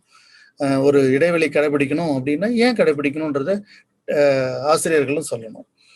அப்புறம் டீச்சர் பேரண்ட் மீட்டிங் ரொம்ப ஃப்ரீக்வெண்டா முன்னாடிலாம் இருக்காது. அட்லீஸ்ட் இந்த கொரோனா காலகட்டத்தில் நம்ம ஒன்ஸ் இன் 2 months, ஒரு 2 மாசத்துக்கு ஒரு தடவை, 3 மாசத்துக்கு ஒரு தடவை இதை இருக்கிறது நல்லதுன்னு நான் நினைக்கிறேன். அது இல்லாம குழந்தைங்க சில பேர் என்ன பண்ணுவாங்க, நான் இந்த லாஸ்ட் சைல்ட்ஹுட்னு சொன்னேன் இல்லைங்களா, அதனால சில மனநல பிரச்சனைகள் கூட அவங்களுக்கு இருக்கிறதுக்கு வாய்ப்பு இருக்கு. அதை தூக்கமின்மை, பசியின்மை, அப்புறம் அவங்களால மற்றவங்க கூட பழக முடியாம போறது, இது எல்லாமே நம்ம முன்னாடியே அந்த சிம்டம்ஸ் எல்லாம் பார்த்துட்டு ரெஃபரன்ஸ் தேவைப்பட்டா அனுப்பி ஒரு சைக்காட்ரிஸ்டோ இல்லை ஒரு சைக்காலஜி கவுன்சிலரிஸ்டோ நம்ம அனுப்பி கொடுக்கணும். அப்புறம் டீச்சர்ஸ் பர்டிகுலரா கடைசியா ஒரு 2 விஷயம் சொல்ல விரும்புறேன். டீச்சர்ஸ் என்ன பண்ணணும்னா, இவங்க இதெல்லாம் வந்ததுக்கு அப்புறம் டீச்சர்ஸ் பொறுமையா உட்காந்து காது கொடுத்து கேட்கணும். இந்த குழந்தைங்களுக்கு உண்டான அவங்க நிறைய கதைகள் வச்சிருப்பாங்க, stories. So allow them to express there feeling. Stories telling பண்ண சொல்லுங்க, கலந்துரையாடுங்க, நிறைய டிஸ்கஷன் வச்சுக்கோங்க, ஒரு சின்ன ட்ராமா, ஸ்கிட் இதெல்லாம் போட சொல்லுங்க. இதெல்லாம் என்ன பண்ணணும்னா மனசுல அவங்களுக்கு இருக்கிற அந்த ப்ரெஷர்னு சொல்லுவோம் இல்லைங்களா, அந்த அழுத்தத்தை வெளியில கொண்டு வரும். ஒரு விஷயம் பெற்றோர்கள், ரெண்டாவது விஷயம் குழந்தைங்க அவங்களா என்னென்ன செய்யணும். மூணாவது விஷயம் பள்ளி ஆசிரியர்கள். நம்ம இது எல்லாருமே வந்து சேர்ந்து ஒரு ஒரு நல்ல ஒரு ஸ்டெப்ஸ் எடுத்தோம்னு சொன்னால் கண்டிப்பாக நம்ம வந்து குழந்தைங்க கண்டிப்பாக மீண்டு வருவாங்க. They will bounce back without any trauma. இந்த ஒரு சின்ன உரைக்காக பிரம்ம குமாரிஸ் அமைப்புக்கும் ஜெயஸ்ரீ அவர்களுக்கும் என்னுடைய மனமார்ந்த நன்றிகளை தெரிவிச்சுக்கிறேன். நன்றி, வணக்கம். Thank you, Doctor, for beautifully explaining on how children and parents has to cope up with the current situation. It is duty of both the parents and teachers to help the children and the adolescent to support them mentally, physically, and also emotionally. Let us move on to our next speaker, Dr. A.R. Radha, presently serving in paramilitary forces as DIG Medical at CRPF Hospital, Chennai. She joined CRPF in 1987. In her 33 years of service, she takes care of CRPF policemen and their family health, comes across terminally sick patients like cancer, heart problem, multiple bullet injury cases. She served in various places like Chennai, Bombay, Bihar, Nagpur, and Bangalore. Let us all listen to her motivational words. எச்சரிக்கை வருது, corona வந்திருக்கு, வீட்டிலேருந்து அனாவசியமா வெளியில போகாதீங்க, போகும்போது mask போட்டுன்னு போங்க. அதனால யாருக்கும் தெரியலனா கூட அவங்களுக்கு இந்த எச்சரிக்கை வரும்போது அவங்களுக்கு தெரியும் கவர்மெண்ட் என்னவோ சொல்றது, நம்ம அதை ஃபாலோ பண்ணணும்னு. ஆக்சுவலி மார்ச் 22 24 ஆரம்பிச்ச கொரோனாவோட லாக்டவுனு அன்லாக்டவுனு நிறைய ஆயிருக்கு. நடுவில் குறைஞ்சி இருந்தது, இப்போ அக்டோபர் மாதத்துல கொஞ்சம் அதிகமாக இருக்குன்னு கேள்விப்படுறோம். டெய்லி வந்து சிச்சுவேஷன் பார்த்தா இத்தனை பேர் அஃபெக்ட் ஆயிருக்காங்கன்னு ஒவ்வொரு ஸ்டேட்லேயும் அவங்க சொல்லும்போது, இது பிரச்சனை என்ன எப்போ வரும்னா, நம்ம வந்து நம்மளோட எச்சரிக்கையை ஃபாலோ பண்ணாமல் இருக்கக்கூடாது. 4 மாதம் ஆச்சு, இனிமே எனக்கு வராதுன்ற ஒரு தைரியத்தில் இருக்கக்கூடாது. இது வந்து நம்ம வயசு பார்த்தா 60 வயசு அதுக்கு மேலே இருக்கிறவங்களுக்கு கொரோனா வியாதி வந்துடுச்சுன்னா அவங்க பிழைக்கிறது கஷ்டம். ஏன்னா 60 வயசுக்கு ஆகும்போது மக்களுக்கு வந்து சுகர், பிபி, சிலருக்கு கேன்சர் இருக்கும், சிலருக்கு வேற ஏதாவது லங்ஸில் ஆஸ்மா ப்ராப்ளம் இருக்கலாம், மூச்சு விட முடியாமல், இந்த மாதிரி நிறைய ப்ராப்ளம் வரும் அவங்களுக்கு கொரோனா வந்து விட்டால் அப்போ வந்து அவங்கள பிழைக்க வைக்கிறதும் கஷ்டம். நம்மளோட இதில் வந்து பாப்புலேஷனும் ஜாஸ்தி. அப்படி இருக்கும்போது வீடும் சின்னதாக இருக்கும்போது வீட்டில் வந்து வயசானவங்க இருந்தால் வயசு குறைவான சின்ன பசங்களோ இல்லை 18-20 வயசு இருக்கிறவங்களோ அவங்க பக்கத்தில் போய் பேசக்கூடாது. ஏன்னா வந்து நிறைய பேர் ஏசிம்டமேட்டிக், ஒருவித இதுவுமே சிம்டம் இல்லாமல் நிறைய பேருக்கு கொரோனா இருக்கும். எல்லாரும் போய் டெஸ்ட் பண்ணுறது இல்லை. ஜுரம் வந்தாதான் நம்ம வந்து கவர்மெண்ட் கிட்ட போய் டெஸ்ட் பண்ணுங்கன்னு சொல்கிறோம். அது தவிர ஜுரம் இல்லாதவங்க யாரும் போகிறதே கிடையாது. ஒரு சிலருக்கு ஜுரமே வராது, அவங்க உடம்புல கொரோனா இருக்கும், அவங்களுக்கு வயசு சின்னதாக இருக்கும், எதிர்ப்பு சக்தி இருக்கும்போது அவங்களுக்கு ஒன்றுமே நடக்காது, நல்லா இருப்பாங்க. ஏசிம்டமேட்டிக் கேரியர்னு நம்ம சொல்வோம். அப்படி இருக்கும்போது ஏசிம்டமேட்டிக் கேரியர் வந்து வயசானவங்க இருந்தால் அவங்களுக்கு வரத்துக்கு சான்ஸ் இருக்கு. அண்ட் இந்த சமயத்தில் நம்ம வீட்டில் இருந்தால் கூட தூரம் தான் இருக்கணும், ஒன்றா சேர்ந்து உட்காரக்கூடாது, ஒன்றா சேர்ந்து பேசக்கூடாது, பேசுறத அவாய்ட் பண்ணணும். ஏதாவது பேசணும், ஃபோன் வந்ததுன்னா கூட நம்ம வந்து ஏதாவது ஒரு மரத்தடியிலையோ கொஞ்சம் வெளியில போய் பேசணும். அனாவசியமா வீட்டை விட்டு வெளில போகக்கூடாதுன்றாங்க. வயசு குறைஞ்சவங்க தான் வீட்டை விட்டு வெளியில போய் சாமான் வாங்கலாம், வயசானவங்க வீட்டை விட்டு வெளியிலேயே போகக்கூடாது. இப்போ ஆன்லைன்ல ஆர்டர் பண்ணாலும் எல்லாம் வந்துடுறது. திடீர்னு ஒருத்தருக்கு கொரோனா ஜுரம் வந்துருச்சு, கொரோனா எஸ்பெஷலி வீட்டில் இருக்கிற வீட்டின் பொறுப்பானவர் அப்பாவோ இல்லை கணவரோ ஆயிடுச்சுன்னா அந்த வீட்டில் நிலைமை என்ன ஆகும்? கவர்மெண்ட் ஆம்புலன்ஸ் அனுப்பும், அவங்கள எடுத்துட்டு போயிடுவாங்க ஹாஸ்பிட்டலுக்கு. ஹாஸ்பிட்டல் எடுத்து போகும்போது அவர் கூட யாரும் போக முடியாது, ஃபோன் கூட எடுத்துன்னு போகக்கூடாது சொல்லுவாங்க. அப்படி இருக்கும். உங்களையும் வீட்டை விட்டு வெளில வரக்கூடாதுன்னுவாங்க, உங்களுக்கு எல்லாம் டெஸ்ட் பண்ணுவாங்க. அப்போ மனநிலை, அவங்களோட மனசு வந்து டிப்ரெஷன், ஆங்ஸைட்டி, என்ன ஆகுமோ ஏது ஆகுமோ.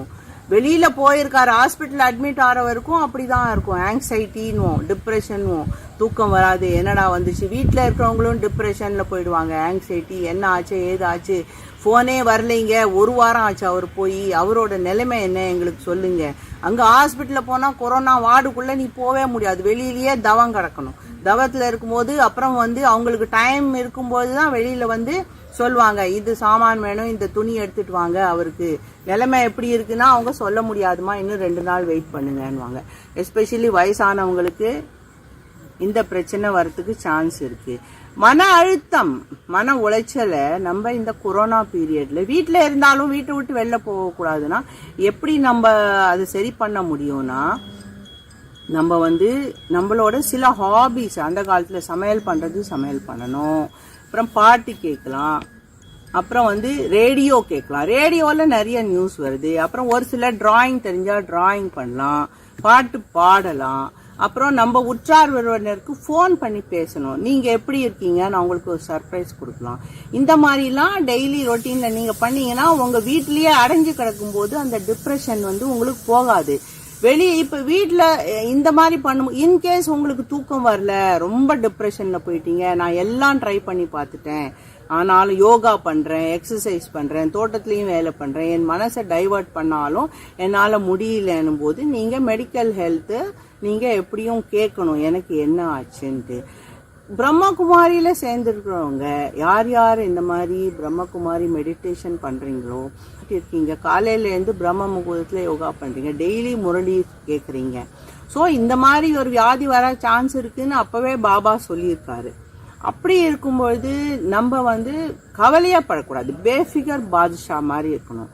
எனக்கு ஒன்றுமே இருக்காது, பாபா மேரே சாத்து ஹை, வேற கோய் ப்ராப்ளம் நெய் ஆயேகா அப்படின்னு வீட்டில் இருக்கிறவங்க அப்படிதான் டெய்லி பாபா கிட்ட சொல்லணும். பாபா குட் மார்னிங் சொல்லுங்க டெய்லி பாபாவுக்கு, பாபாவோட அவர் கூட பேசுங்க.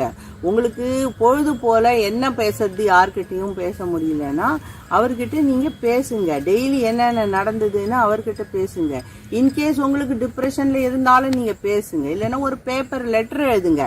அப்படி அதர்வைஸ் நீங்க இன்னொன்னு கூட பண்ணலாம், பாபாவுக்கு லெட்டர் எழுதியாச்சுன்னா வேற உங்க லைஃப்ல என்னென்ன வருதான்னு உங்களுக்கு கிடைச்சிது, சின்ன போதுலேருந்து இப்போ வரைக்கும் என்னென்ன நல்லது நடந்தது, அப்புறம் யார் யார் உங்களுக்கு ஹெல்ப் பண்ணாங்க இந்த வாழ்க்கையில் இது வரைக்கும், அவங்களுக்குலாம் ஒரு தேங்க்ஸும் எழுதுங்க. இதெல்லாம் எழுதினீங்கன்னா உங்களுக்கு அந்த டிப்ரெஷன் வந்து வராமல் நீங்கள் டிப்ரெஷன்லேருந்து எப்பவும் பாபா என் கூடவே இருக்காரு. பாபாவோட சாங்ஸை கேளுங்க, அவரோட கைப்பிடிச்சிட்டு நீங்கள் நடங்க. வெளியில் எங்கேயாவது போனோன்னா, அத்தியாவசியமாக வாங்கறதுக்கு ஏதாவது போனோன்னா மாஸ்க் போட்டுட்டு imagine Baba is with you. அவரோட அஷ்டபுஜம் 8 புஜங்களும் உங்களோட தலை மேல சிரசின் மேல, அந்த 8 புஜமும் உங்களை பாதுகாக்கிறது. அந்த அவரோட இதுல இருந்து ரேஸ் வருது, ஒரு கவசம் மாதிரி உங்களுக்கு இருக்கு உங்களை சுத்தி. அந்த கவசத்தை வாங்கிட்டு நீங்க வெளியில போனோம். அப்புறம் வெளியில போயிட்டு வந்தா உங்களுக்கு அந்த ஃபியர் இருக்காது, பயம் இல்லாம நீங்க போயிட்டு வரலாம். அதுக்காக அந்த எச்சரிக்கைகள் என்னென்ன ஃபாலோ பண்ணணும், சோசியல் டிஸ்டன்சிங், மாஸ்க் போடுறது, அப்புறம் காஃப் எட்டிக்யூட், இருமல் வந்தா எப்படி இருமணும், தும்மல் வந்தா எப்படி தும்மணும். அவன் சொல்றான், திடீர்னு உனக்கு தும்மல் வந்துடுச்சு, நீங்க வீட்லயே இருக்கீங்க, தும்மல் வந்துடுச்சு, மாஸ்க் போடலன்னா நீங்க என்ன பண்ணணும். அவன் சொல்றான், ஸ்லீவ், இந்த ஸ்லீவ் இருக்குல்ல, இதை இப்படி வச்சுட்டு ஹச்சுன்னு இப்படிதான் நீங்க தும்மணும் அவன் சொல்றான். அந்த மாதிரி தும்மல் வந்தா என்ன எட்டிக்யூட், காஃப் வந்தா என்ன பண்ணணும். இன்கேஸ் மாஸ்க் போடல, நான் மாஸ்க் போடாம இருக்கக்கூடாது. வீட்டுல யாராவது வெளியில இருந்து வந்துட்டா வெளியிலயே நிக்க வச்சு, தூரத்துல நிக்க வச்சு பேசி அனுப்பிடணும். அப்புறம் அனாவசியமா போய் நம்மளோட மன உளைச்சல் கொரோனா வந்த பிறகு கஷ்டப்படுறதுக்கு பதிலாக வரத்துக்கு முன்னாடியே நம்ம வந்து பாதுகாக்கணும். இன்கேஸ் வந்துடுச்சு, என்ன ஹாஸ்பிட்டல்ல அழைச்சிட்டு போயிட்டாங்க அப்படின்னா என்ன, ஹாஸ்பிட்டல்ன்றது நம்ம வந்து யூஸ்வலி போறது இல்லை யாரும். பக்கத்துல கிளினிக்கு போவோம், மாத்திரை வாங்கிப்போம், வீட்லயே இருப்போம். ஹாஸ்பிட்டலுக்கு ஏன்னா கொரோனால மார்ச் ஏப்ரல்லாம் ரொம்ப தீவிரமா இருந்தது, ஹாஸ்பிட்டல்ல ஆம்புலன்ஸ் வந்து அழைச்சின்னு போயிடும் உங்களை. அப்படி இருக்கும்பொழுது நீங்க என்ன பண்ணணும், ஹாஸ்பிட்டல்ல போனா பாபா கிட்ட சொல்லிட்டு போங்க, பாபா என்ன ஹாஸ்பிட்டல் அழைச்சிட்டு போறாங்க, நீங்க என் கூட வாங்க, நீங்க என் கூட தான் இருக்கணும், எனக்கு நீங்க தான் எப்பவும் உறுதுணையா. ஈவன் மாத்திரை கொடுக்குற நர்ஸை கூட பாபாவோட ரூபத்தில் தான் பார்க்கணும். பாபா தான் அவளுக்கு சொல்லி அவர் கையால் வழங்குறாரு. சாப்பிடும்போது பாபா மாத்திரையை நான் சாப்பிட்றேன், எனக்கு இந்த மாத்திரை சாப்பிட்டு குணம் ஆகணும். அப்புறம் வந்து உங்களுக்கு வந்து தூக்கம் வரலைன்னா பாபா கிட்ட பேசுங்க, அவரோட ரேஸ் உங்களை சுற்றி இருக்கு. அந்த ஒயிட் ரேஸ் பாபா கிட்ட இருந்து சூஷ்ம உலகத்தில் போய் நீங்கள் ஃபரிஷ்டா போய் பாபா கிட்ட இருந்து நீங்கள் ரேஸ் வாங்கிட்டு வரலாம். கவலைப்படக்கூடாது. சரி, வியாதி வந்துருச்சு, அதுலேருந்து நம்ம வெளியில் வந்துடலாம், அதனால பிரச்சனை இல்லை. இது 100 பேர்ல 80 பேருக்கு வியாதி சாதாரணமாக தான் வருது. அது ரொம்ப சீரியஸாக வரல. 15%க்கு கொஞ்சம் சீரியஸாக வரும். ஆனால் 5% தான் அந்த டெத்துன்னு வருது. ஸோ 80 பேர் 100க்கு 80 பேர் நல்லா ஆயிட்டு வராங்க. எப்போவுமே நம்ம பாசிட்டிவ் எடுத்துக்கணும். 80 பேர் நல்லா ஆயிட்டு வராங்க. இந்த ரூமர்ஸை நம்பவே கூடாது. எப்போவுமே வதந்தியை தயவு செய்து நம்பாதீங்க. எப்போவுமே ஆக்சுவலாக என்ன ட்ரீட்மெண்ட் பண்ணுறாங்க, என்ன மாதிரி பாதுகாக்கணும், எத்தனை பேர் நல்லா ஆயிட்டு வந்தாங்க, அவங்கள பற்றி கேட்டீங்கன்னா உங்களோட இந்த டிப்ரெஷன் வரவே வராது. For your valuable inputs and sharing your experience on how to maintain a good mental health. Now we have with us Brahma Kumari, Sister Jayashree. She completed MSc in Counseling Psychology and Diploma in School Corporate and Family Counseling. She is also practicing Raj Yoga meditation from childhood, which enabled her to easily correlate spiritual principles with concepts of psychology. This combination helped her in explaining spiritual principles in a practical way. Then she took a brave decision to dedicate herself towards spiritual service. Currently, she is serving from Adyar Center of Brahma Kumaris for the past 7 years. We have been listening throughout the session that meditation improves mental health. Now let us listen to Sister Jayashree how science supports this statement, and she will also take us through a short meditation experience. ஓம் சாந்தி. உலக மன ஆரோக்கிய தினத்தை முன்னிட்டு பிரம்மா குமாரிகள் வழங்கிக் கொண்டிருக்கும் கான்ஃபரன்ஸில் உங்கள் அனைவரையும் சந்திப்பதில் மகிழ்ச்சி. பல அனுபவஸ்தர்களுடைய கருத்துக்கள் உங்கள் வாழ்க்கைக்கு உபயோகமாக இருக்கும் அப்படின்னு நான் நம்புறேன். இந்த 2 நாள் நடந்த கான்ஃபரன்ஸ்ல மருத்துவர்களாகட்டும், மனநல ஆலோசகர்களாகட்டும், எல்லாருமே நமக்கு சொல்ல வந்த மைய கருத்து, ஒவ்வொரு தனி மனிதனும் தன்னுடைய வாழ்க்கையில உடல், மனம் மற்றும் சமூகம் இந்த 3 அம்சங்களிலும் ஆரோக்கியமாக இருக்கணும் அப்படிங்கிறத தான் தெரிவிச்சிருந்தாங்க. இதை தான் உலக சுகாதாரத்துறை, அதாவது வேர்ல்ட் ஹெல்த் ஆர்கனைசேஷனும் ஒரு முழுமையான ஆரோக்கியம் அப்படின்னு சொல்றாங்க. பெரும்பாலான மருத்துவர்கள், மனநல ஆலோசகர்கள் மாத்திரை, மருந்து, தெரப்பி இதை எல்லாத்தையும் தாண்டி அவங்க நமக்கு சொல்லக்கூடிய ஒரு சஜஷன் என்ன அப்படின்னா, உடற்பயிற்சி செய்யுங்க, தியானம் செய்யுங்க அப்படின்னு சொல்றாங்க. அதுவும் மனநல ஆரோக்கியத்திற்கு தியானம் செய்யுங்க அப்படின்னு சொல்வது எல்லாருடைய பொதுவான கருத்து. இந்த தியானம் நம்மளுடைய மனநல ஆரோக்கியத்திற்கு ஏன் ஒரு முக்கிய பங்காக இருக்கு அப்படிங்கிறத ஒரு விஞ்ஞானபூர்வமான தகவலோட நான் உங்களுக்கு சொல்லிக்க விரும்புறேன். ஆக தியானம் நம்மளுடைய மனநல ஆரோக்கியத்திற்கு ஏன் முக்கியமானது அப்படிங்கிறத ஒரு விஞ்ஞானபூர்வமான தகவலோட நான் சொல்லிக்க விரும்புறேன். நம்மளுடைய உடல் மற்றும் மனம் இந்த 2ற்கும் நல்ல ஒரு தொடர்பு இருக்கு அப்படிங்கிறது யாராலுமே மறுக்க முடியாத ஒரு உண்மை. நம்மளுடைய மூளையில பாத்தீங்கன்னா அமிக்டல்லா அப்படிங்கிற ஒரு பகுதி என்பது இருக்கு. இந்த அமிக்டல்லா என்ன செய்துட்டு இருக்கு அப்படின்னு கேட்டா, நமக்கு வெளியில சூழ்நிலைகள் பதட்டமாகவோ இல்ல பயம் நிறைந்ததாகவோ வரும் பொழுது அந்த சூழ்நிலைகளை கண்டறிந்து ஸ்கேன் பண்ணி மூளைக்கு சிக்னலாக அனுப்பி மூளையை விழிப்படைய செய்கிறது தான் இந்த அமிக்டலாவுடைய வேலை. ஆக அத்தகைய சூழ்நிலைகள்ல அமிக்டலா தனக்குள்ள சில ரசாயனங்களை உற்பத்தி செய்து வெளியிடுகின்றது. இந்த ரசாயனங்கள் வெளிப்படுவதனுடைய அடிப்படையில தான் நாம் அந்த சூழ்நிலைய எதிர்கொள்கிறோமா, இல்ல பயந்து ஓடுகிறோமா, இல்ல அங்கேயே உடைந்து விடுகிறோமா அப்படிங்கிறது தெரிய வருது. இதை தான் ஆங்கிலத்துல fight, flight or freeze mode அப்படின்னு சொல்றாங்க. இறைவனுடைய படைப்புல ஒரு அதிசயத்தை பாருங்க. இந்த அமிக்டல்லா தனக்குள்ள இருக்கக்கூடிய ரசாயனங்களை சுரந்து வெளியிடுவதற்கு ஒரு 6 நொடிகள் எடுத்துக்கொள்கின்றது. விஞ்ஞானிகள் என்ன சொல்றாங்க அப்படின்னா, இந்த 6 நொடிகள் ஒரு மனிதன் தன்னுடைய மனதை கட்டுப்படுத்தி வலிமைப்படுத்திக் கொள்ள முடியும் அப்படின்னா நிச்சயமாக அவன் எதிர்கொள்ளக்கூடிய சூழ்நிலைக்கு ஒரு நல்ல தீர்வு காண முடியும் அப்படின்னு சொல்றாங்க. 6 நொடியில அப்படி என்ன செய்திட முடியும் அப்படின்னு நீங்க கேட்கலாம். வாழ்க்கையே வேண்டாம் என்று 1 நொடியில முடிவெடுக்கும் பொழுது 6 நொடிகள் நம்ம நிதானித்து செயல்படுவோமானால் எத்தகைய ஒரு சூழ்நிலைக்கும் ஒரு சரியான தீர்வை எடுக்க முடியும் அப்படிங்கிறது தான் விஞ்ஞானிகளுடைய கருத்தாக இருக்கின்றது. இந்த 6 நொடிகள் நாம என்ன செய்யணும் அப்படிங்கிற ஒரு அதிசயமான தகவலை மருத்துவர்கள் தெரிவிக்கிறாங்க. அது என்னவென்றால், எப்படி உலகத்துல ஒரு டிராஃபிக் ரூல்ஸ் இருக்கு, நில், கவனி, செல் அப்படின்னு.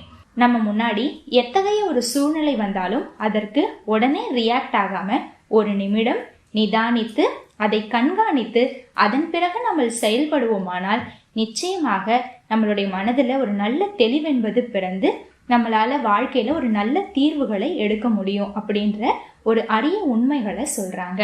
ஆக இந்த 6 நொடிகள்ல நம்மளால நம்மளுடைய மனதை கட்டுப்படுத்தி நல்ல ஒரு தீர்வுகளை எடுக்க முடியும் அப்படின்னு நம்ம நினைக்கும் போது, தினம்தோறும் நம்ம தியான பயிற்சி செய்யும் பொழுது நமக்குள்ள தீர்மானிக்கக்கூடிய சக்தி, பகுத்தறியக்கூடிய சக்தி, முடிவெடுக்கக்கூடிய சக்தி, சிந்திக்கக்கூடிய சக்தி, இது எல்லாமே அதிகமாக ஆரம்பிக்கின்றது.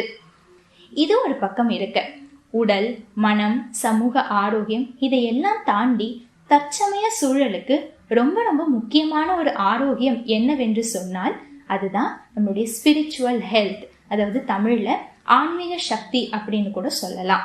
கொரோனா போன்ற ஒரு பயங்கரமான சூழ்நிலைகள் நம்ம இப்ப பார்த்துட்டு இருக்கோம். இனி எதிர்காலத்துல எத்தகைய சூழ்நிலைகள் நம்ம முன்னாடி வரும் அப்படின்னு தெரியாது. ஆக இந்த சூழ்நிலைகளை நம்ம எந்த ஒரு மனம் பாதிக்காதவாறு இதிலிருந்து நம்ம கடந்து வரணும் அப்படின்னா நமக்குள்ள ஆன்மீக சக்தி என்பது நிச்சயமாக அவசியமாக தேவைப்படக்கூடிய ஒன்றாக இருக்கு. இந்த ஆன்மீக சக்தியை நமக்குள்ள எப்படி அதிகரித்து கொள்ள வேண்டும் என்ற இந்த அரிய கலையை தான் பிரம்மா குமாரிகள் நாங்கள் ராஜயோக தியானத்தின் மூலமாக பயிற்சி அளித்து வருகின்றோம். இந்த ராஜயோக தியானத்தின் மூலமாக நம்மளுடைய மனதை வலிமைப்படுத்துவது மட்டும் அல்லாம நமக்குள்ள இருக்கக்கூடிய சக்திகள் என்ன அப்படிங்கறத தெரிஞ்சு நம்ம கிட்ட இருக்கக்கூடிய சக்திகளை மேலும் அதிகரிக்க இறைவனிடம் தியானம் செய்து அவர்கிட்ட எப்படி சக்திகளை பெற வேண்டும் என்ற இந்த அரிய கலையை தான் பிரம்மா குமாரிகள் பயிற்சி அளித்து வருகின்றார்கள். ஆக இந்த மன ஆரோக்கிய தினத்தில் பிரம்மா குமாரிகள் நாங்கள் மனதிற்கான சிறந்த வைட்டமினாக பரிந்துரைப்பது ராஜயோக தியானமே. ஆக அத்தகைய அரிய தியானத்தை இப்பொழுது நாம் சில நொடிகள் அனுபவம் செய்து பார்ப்போம். வாருங்கள், தியானம் செய்வோம். ஓம் சாந்தி.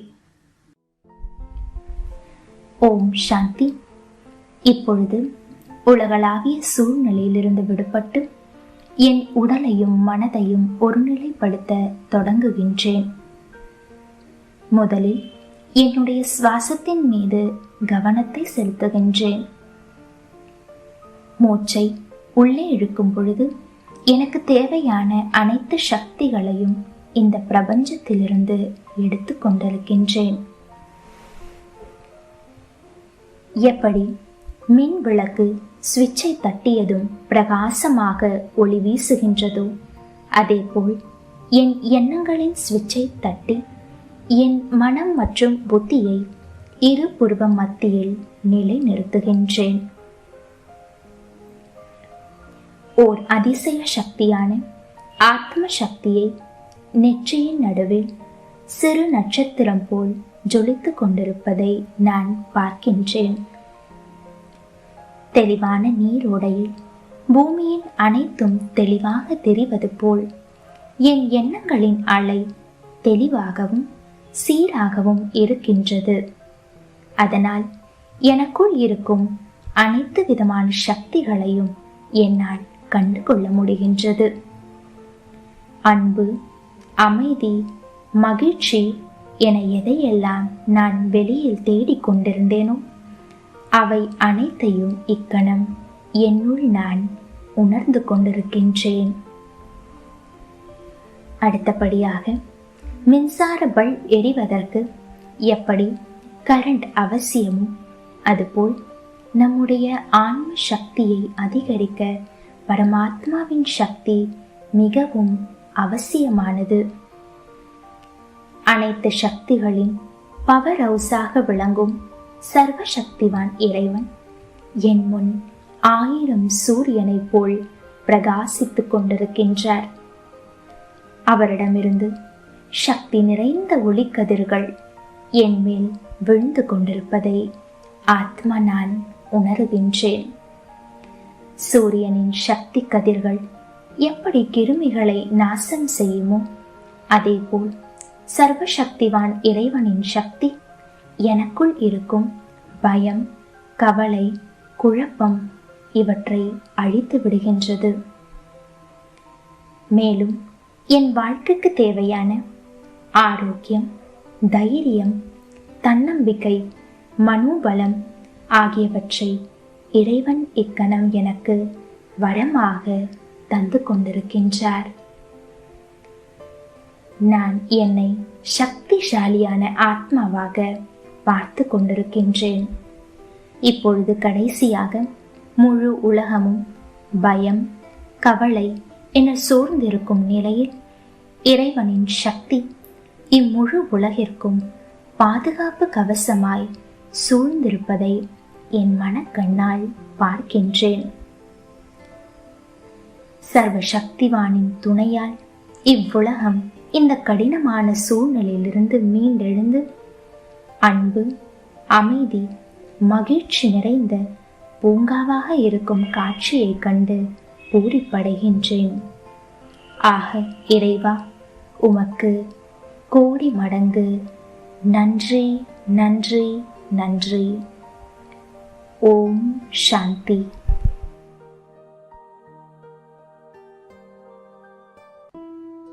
Thank you, Sister Jayashree, for helping us to connect with the Self, the Supreme Power, and also to spread good vibrations to the world, which is actually the need of the hour. On behalf of Brahma Kumaris, brothers and sisters, it is my fortune to extend my wholehearted thanks, firstly to God, the Supreme Power, for the successful completion of this event. I also extend my sincere thanks to all our eminent speakers for contributing their valuable time, energy, sharing their wisdom, which has definitely benefited all of us. Last but not least, my heartfelt thanks to all of you for actively participating in this 2-day online conference. Wherever you are, staying at your homes, you have given us a very good support, and we all believe you must have enjoyed. What we talked about was necessary for all of us, and that is why this event has come to us at this time. A positive change requires positive inputs. Through this conference, we have given ourselves positive inputs, and we believe this will bring a positive change in all of us. See you all again. Till then, Om Shanti.